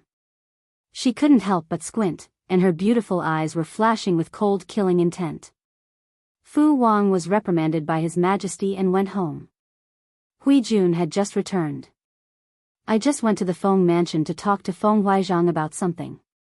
Fu Wang was speechless. What did she have to say to him? Fu Wang's impression of Feng Huizhang, who was also known as Feng Gui, was limited to his colleague, Feng Jin's biological brother, as well as the head of the Feng family, who had helped his wife earn a lot of money. He did not care much about anything else. Why did she suddenly mention him? Hui Jun was speechless. She felt that she was wasting her breath. General, please don't interfere in the previous matter. If you delay your future, my heart will ache. Fu Wang was too embarrassed to tell her that he had been reprimanded by His Majesty and had been fined half a year's salary. That won't do. We still don't know who the villain who spread the rumors is.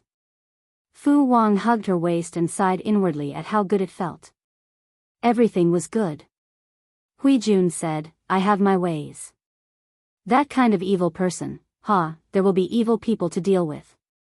She wasn't as despicable as the other party. She would solve business conflicts with business methods. She wouldn't be so immoral.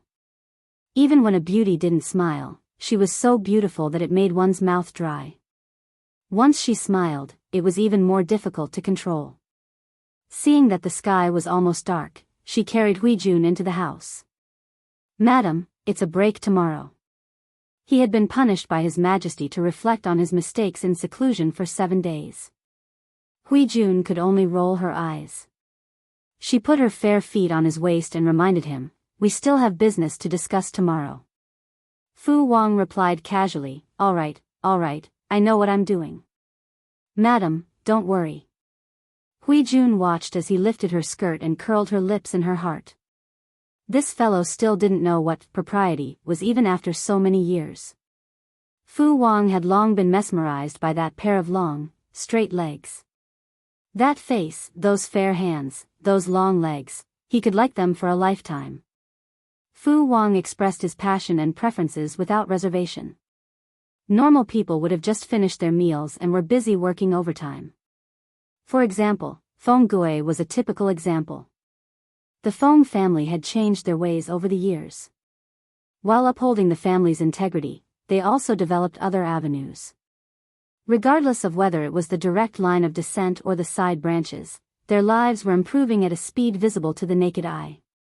Ultimately, it was because they had too much money. The current His Majesty's attitude towards business was to rectify, support suppression, and at the same time further promote the system of this industry. As a big shot in this industry, Hui Jun had a wide range of businesses. Naturally, Feng Gui had many dealings with her. Occasionally, there was competition, but more often than not, they worked together to earn money and exchange what they needed. The methods they used were all approved by their superiors. Although they weren't profiteering, they accumulated over the years. Over the years, money had been rolling in, and they had paid a lot of taxes to the national treasury. Everyone else thought that Hui Jun's backer was Fu Wang, but Feng Gui knew that this woman's true backer was the current emperor. Not long ago, Hui Jun came to him and said that she wanted to use a vicious method to suppress a certain opponent. This was the direction in which she wanted to kill her opponent. Hence, here came the problem. Should he help? Or not? Today, the leader of the Feng family was also vexed over trivial matters other than his younger brother. Genius in a second, remember this site's address. Mobile version.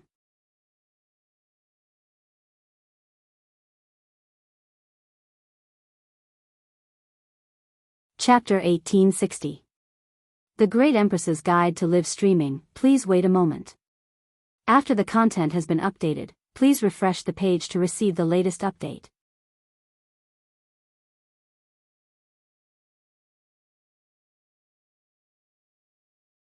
Chapter 1861.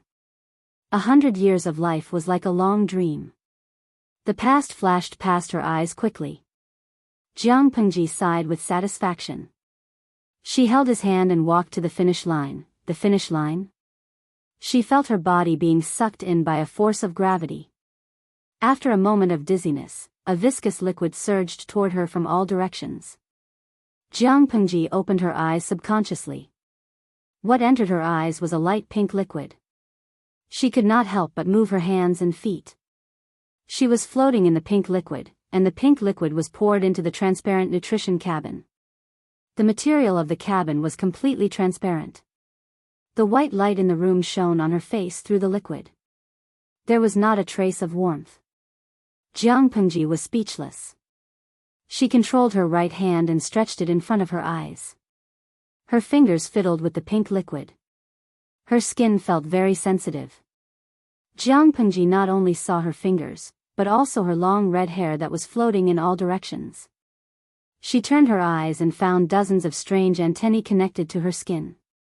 There was something wriggling in the thin tubes.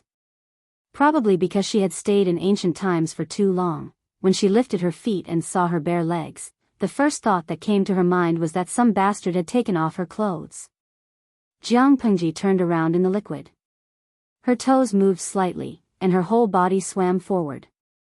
Her body was full of strength that she had not felt for a long time.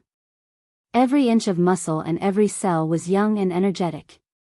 She raised her hand and put her 5 fingers on the transparent cabin. She did not feel the expected coldness. Instead, it was warm and delicate, like human skin. Jiang Pengji could not help but bend her fingers and knock. She did not use much strength, but the cabin actually sounded a red alarm.